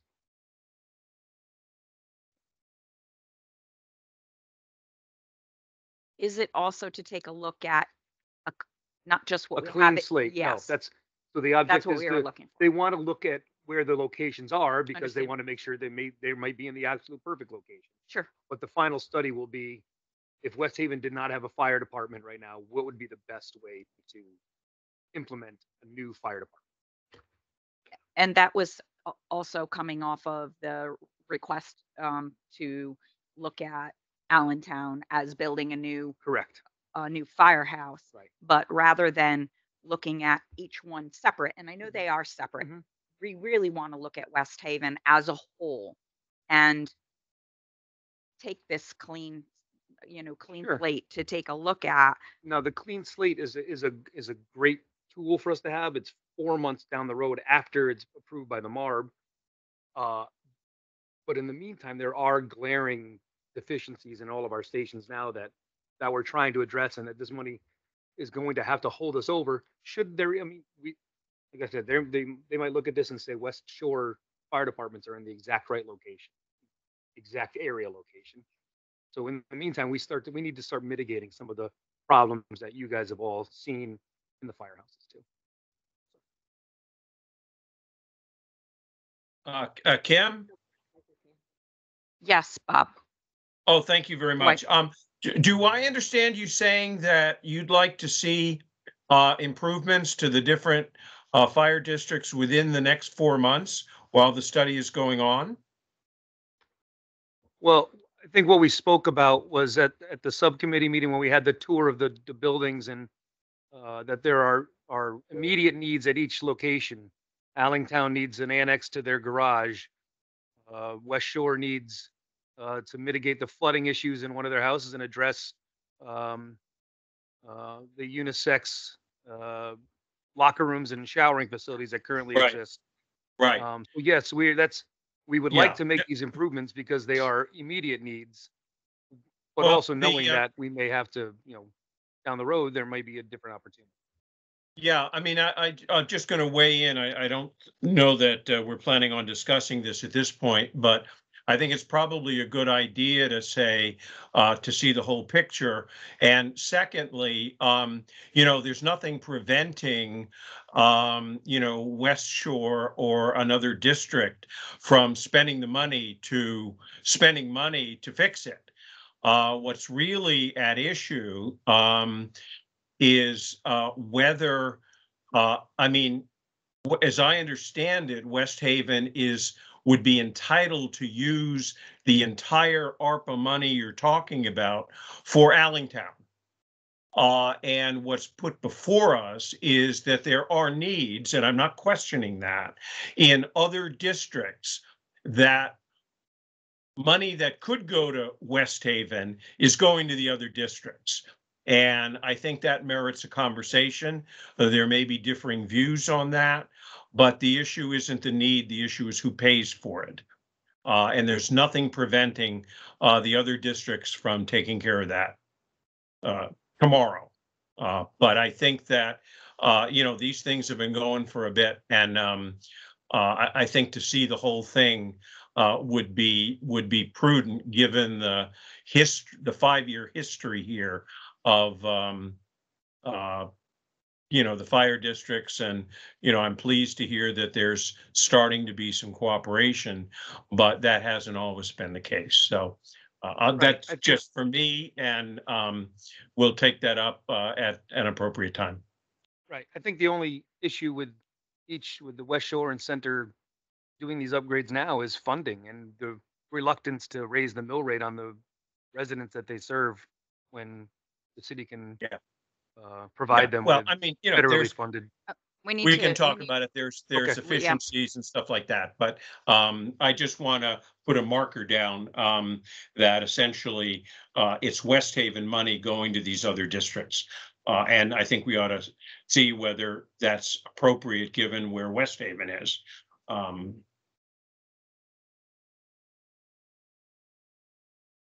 right. Any questions on the RFP quote? I did not put it down to take any action today, because when we first looked at it and I had an opportunity to review it, honestly, you had just said we had a quote, so I didn't really know what we were up against, and I didn't even know if there was a flavor or an appetite when we had originally asked for an RFP. And so that was really the reason for us to make sure that, one, you presented that to us. I think I needed an opportunity to look at it a little bit more and see if we have any further questions, but I'm open to hearing what my colleagues have to say. Yeah, it looks like this was procured through a sort of a piggyback on a contract with the League of Oregon Cities or something. Yeah, well, MTP Gov is the overall purchasing cooperative, but it was the contract was with Oregon. Yeah, some Okay. In Oregon. And you said, I think I heard you say they've done some work for you before. Is that right? Or they've got They did the last study. Yeah. Oh, they did the They last did the last study. study. Okay, so that would be another reason to consider Correct. keeping it with the same Right. firm. I think that would help keeping our costs down as well. Right. I do wonder, even though this is a quote, that if we're getting what we're asking for, and I'm not sure I'm getting a master plan as we asked, versus I understand what our issues are, and we should take that into consideration because that would be part of the evaluation of if you have, we saw in the last report, major deferred maintenance in every single one. We saw it on the tour. There was a lot of deferred maintenance in every single one of these buildings. But we didn't view all of the buildings. We only viewed 3. And I think that I think it would be helpful for all of us to be aware, not just the location, but it's the service and the service they provide. So if this is just, if they built one large fire station and everybody came together, I don't care how you do that, would you be able to maximize? Would you be able to have savings? Would they be able to have newer equipment? Would you be able to put more safety measures within? So that's kind of where I was looking at, and the master plan to be forward thinking so that every year you can chip off on where should you be making the investment for fire service. Well, I can have someone from ESCI, just zoom into our next meeting if you'd like to ask those questions as well. I mean, we can get the answers as well, but I think it'd be probably been more beneficial for you to hear it directly from. Yeah, we probably would have to do that Okay. at a subcommittee, Okay. versus, fine. the full MARB at this point, and then make sure that this is the route we want to take unless you're feeling differently and we want a full blown RFP. So it sounds like we'll put this on the next subcommittee. This isn't going to the full board in the next meeting. Is that right? Okay. I would say, I still have some more questions about what the statement of work is and the outcome of what we're looking for. Gotcha. Yep. I just have one request as a relatively new member of MARB. I don't believe I ever saw the prior study, and it would be helpful and maybe for everyone to see that as well, because that also lets us see their work product. Okay. Thank you. You're welcome. Thank you. Yes, Mayor. I certainly understand the need to review, and make sure we're getting what we're asking for. My only concern is that we're racing the clock with ARPA funds, right? So if we're going to wait till the next subcommittee meeting, which is in 2 months, right? Is it monthly or 2 months, our subcommittee meeting? 2 months. Monthly, okay. ARPA. The subcommittees are monthly, but we had decided that on the 29th, because it's the week after the MARB, we would be meeting almost like 3 weeks in a row and people have work to do. We could consider it would have to be a special meeting to do that. We do have the next meeting is scheduled for the 28th, but we can do a reschedule on the February 29th.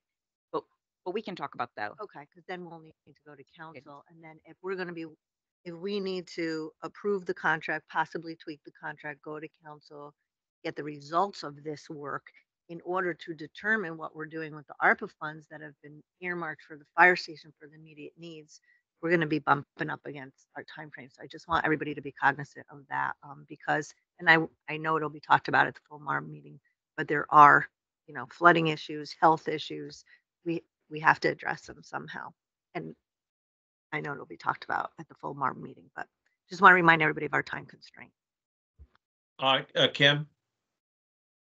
Yes, Mr. White. Kim, on that point, I think the mayor is spot on, and I think we really should have that conversation as soon as possible, because if there will be a reshuffling of funds, then that's going to happen, as the mayor said, pretty darn quickly. So I don't want this to delay, because we definitely have to use the money. Maybe again, I think it'd be good to look at the timeline there. Maybe because of that pressure, you might want to, rejigger the timeline for the study, if at all possible.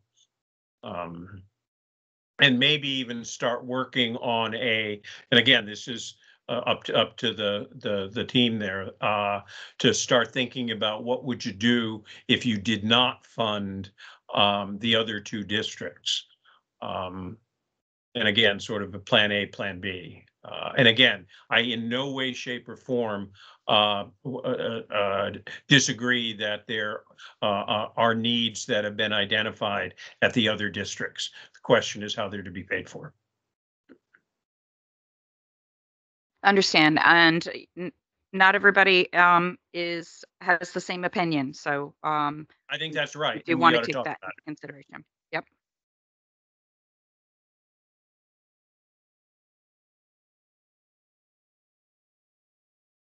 Add one more thought. I originally, when I read this, was prepared to say I'm, prepared to move it on to the full board. Now, I hear you have concerns, but I wonder if if time is of the essence, is there an opportunity to pass this on to the full board for consideration, pending, final discussion between OPM staff and City of West Haven staff? And if everything can be worked out, I would be, I think of the items we're talking about, I think the study is the one that everyone on the MARB board pretty much agreed we wanted to go forward with. So it's really the scope and is it capturing everything that we think ought to be in there? So again, I just throw it out as a possibility if, if you want to move it forward to the full MARB at the next meeting, I wouldn't be opposed to that. Okay, let me take a look at the agenda because I know the agenda is very heavy for the full MARB. But in the meantime, what we can do is we will and I have to entertain it with the secretary as well, because that tentative schedule has already been built. But see if we can share this. We'll share the prior report with the subcommittee so everybody is aware.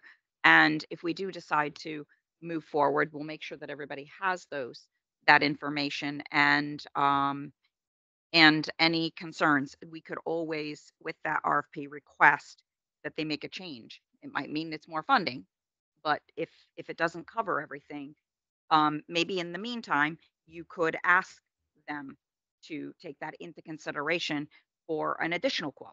You know, if this doesn't include the future and it doesn't include a master plan, what's the add-on for that cost? Any add-on costs that they would normally provide in the service. How's that? Fair? Yes. But the scope of the work isn't what we asked it, yeah.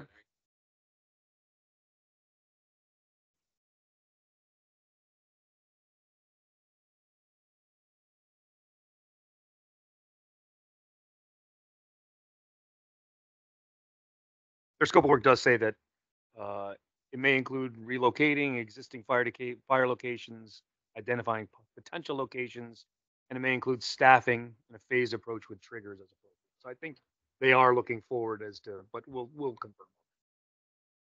I just not looking for an update of the existing report that they already have. We're looking for a little more visionary on this.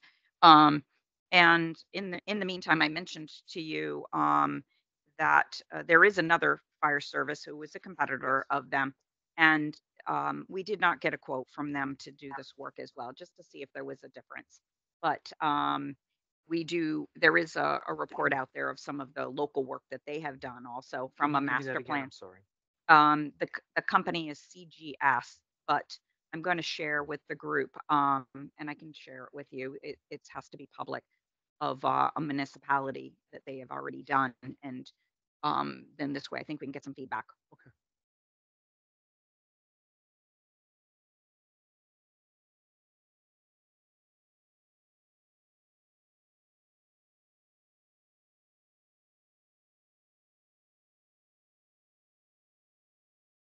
All right, we can move on to review and discussion of possible action of non-labor contracts, and hopefully, since a lot of this is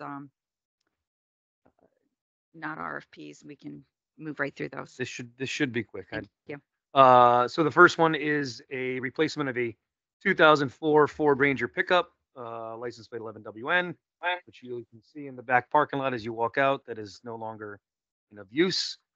This will update it to a Ford F-350. It's included in the fleet maintenance 2023 capital plan, and Gengris is using the light duty vehicle state contract for the funding. I mean, for the quote. I have no questions. Does any of the members have questions on this? Oh, sorry. I will move approval of the contract For recommendation to the full MARB. for recommendation, yes, to the full MARB. Second, Thank you. All in favor, please say aye. aye. Aye. Aye. All right. This has been approved for the full MARB. Great. Next is our sidewalk curb, pardon me, patch and paving contract. This was publicly bid through the city. Bid closed on October 19th of 2023. We received 5 bids. Lowest responsible bidder was determined to be Kelowna Construction. Their schedule of fees is included in the contract, included in your packet. And that's it. They will do all of our local curb, sidewalk, patching and paving replacements. Anything we go through bid on a larger project will be bid out separately. But these are mostly for our LoSiP and for our already operationally budgeted improvements. I do have a question. It looks like the term of this contract is 11/1/23 to October 31st of 2025, like 2 years. Uh-huh. And um, I know that this isn't signed as of yet, Right. but my question is why is the term backdated? And then would you be looking to change that to a current date when you go under contract? Because um, I'm hopeful that you're not looking for something that's retroactive. No, yeah, we'll change the dates to March 1st, most likely, because after February 22nd.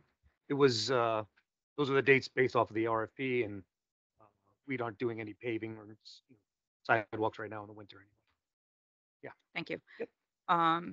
Also, I'm assuming you have a budget that will go along with this. Correct. It comes from either our Public Works operational budget or our LoCIP accounts.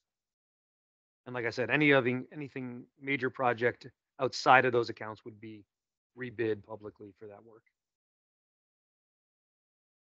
Any other questions? I move approval.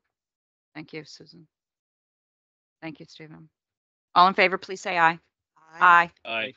For recommendation to the full MARB. All right. Moving on to the next agenda item, little c.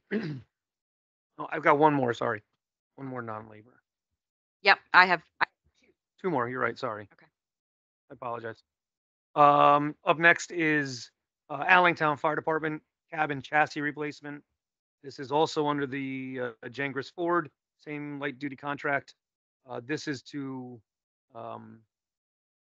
Chief Terenzio put this forth to save them the expense of a brand new ambulance. This will be cabin chassis upgrade to a rescue unit in lieu of a brand new purchase.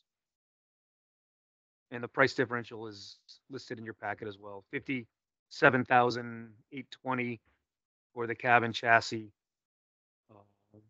compared to $470,000 for a brand new rescue. Yeah, we'll talk about that. Yeah. Yeah, well, yeah. So the quote in front of you, so maybe we don't send this for approval because the quote in front of you, it's not a diesel engine. It has to be a diesel engine, which is going to be about $9,000 more. So we can just put that on the full MARB up to, I think it's $9,200 or so. Chief Terenzio sent us that this morning, so. Okay, so you can just fold that in. Okay. For the additional amount. Okay. Any questions? So it's an existing vehicle that you already own and you're looking to make changes to it. It's a 2003. Do I have that right? Or you're buying a new vehicle and you're making changes to it? Box off of the back of the ambulance and set it on a new. The 2023 Ford is the body of the truck is going to be new. The truck, they're taking the chassis and the box and moving it to the back of this truck. Thank you. Stephen made a motion. Thank you, Susan. All in favor, please say aye. Aye. Aye. And that's including the additional with the diesel change with an additional 9 that you asked for. Yes. Okay. And that'll be updated. Yep. Thank you. Thank you. Next item, little d. Nope, one more. Yeah, it's It's missed. I just said Whittlesey. I apologize. little d on the agenda for for Jangris Ford. Yes, two more vehicles from Jangris Ford, utilizing the same state contract, 0161, 2024 Ford Expedition, and a Ford 2F50 crew cab pickup truck. These are on the police department's 2023 capital plan, and they're funded through that. My only question is that it is including an upgrade for a snow plow. Do our police plow snow? Or is it just mean like you're making it like a heavy duty vehicle? I'm sorry. I just put gas in them and go. I'm going to be honest. Do you see that where it has this little star? Snowplow prep package. I don't know that they do all the time. I mean, that might be something that I'm not sure. I can find that out for you. Okay. No, we have building maintenance that plows the lots for them. So I don't know, this F-250 might serve as their building maintenance truck as well as, so the And need it for might this, be already included in the package, and the- here it is, you've got the vehicle. the need for this is also, during traffic, that this will pick up cones rather than hiring outside flaggers to do traffic control. So this is a multi-use vehicle. I will find out, it might be used by our building maintenance people that are housed at police for snowplow, but I will find out.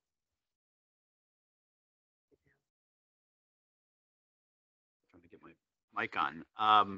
What is the use of the Ford Expedition? That would be the chief of police's new vehicle, who's currently using a seized vehicle that is just weekly in the garage for maintenance.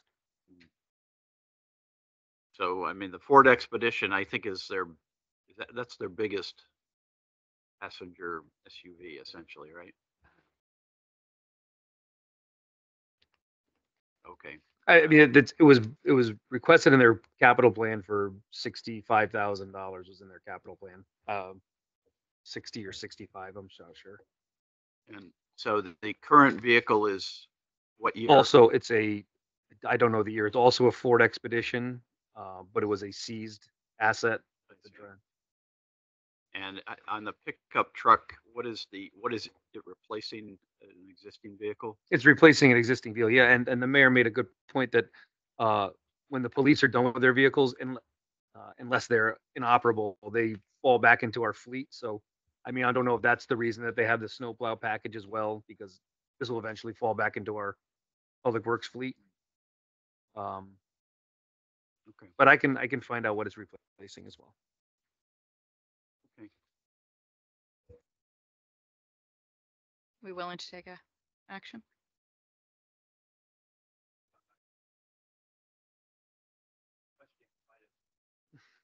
I did. We have a little, yeah. Your implication was definitely received. Your inference was received. Not far from the price of the Explorer.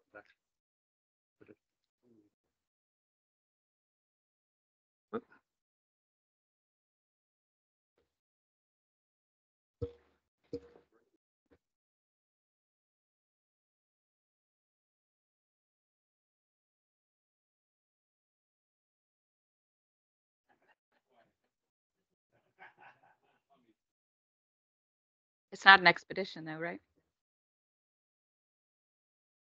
I move to approve. Thank you. Second. All right, all in favor, please say aye. Aye. Aye. Aye. Aye. All right, we'll move that forward. In the essence of time, like I do all the time of this open items list, I wanted to have a discussion about the open items list because I was really looking for us to be able to compile it.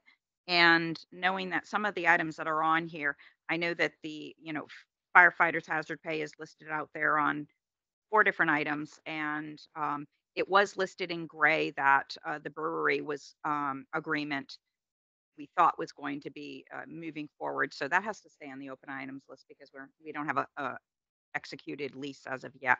And 5-year mitigation that's been taken care of when we approved the budget. But then we have a lot of Cohen-Resnick reports and follow-up backup. And in addition, we've added Whittlesey's report, which will be coming forth for the February 22nd meeting, and actually issuing it probably prior is the goal. The Cohen-Resnick, that was a fraudulent report, and when they came in, and they made a number of lists, and a number of these changes have already come forth. I do not feel that it's necessary that we need to go back into those dark area unless somebody should give us some additional tips. We have brought on Whittlesey to put in the proper controls to do the assessment. I would rather shift to the assessment of Whittlesey and put these to bed, as the administration right now, the new administration is definitely working hard to close those open areas of weakness. as well as working with the financial manager who is on site to be able to implement those processes. I am, my recommendation would be to close all of the Cohen-Resnick open items that are sitting there. If you want an opportunity to think about that and get back to me, we can bring it up at the next meeting. But that is one of those areas that I don't think, I think the FBI has taken care of all of those weaknesses there. And then there are some other open items that we can continue to work on, and probably a consolidation of what we're asking for this fire hazard pay. But I know we're going to continue to work on that as the MARB has asked. So that's my comments on open items, unless the city has anything else that you want to comment on. We really didn't get a chance to discuss it among the team, so it's probably best to defer. Yep. It's there. It's not even a defer. You have the materials. They've been provided. All right. We are over in time, but thank you everyone for your time. Can I get a motion to adjourn, please? Thank you. Second. Thank you. All in favor, please say aye. Aye. Aye. Aye. Bye, Bob. Take care. Take care. Keep up the good work. Thank you.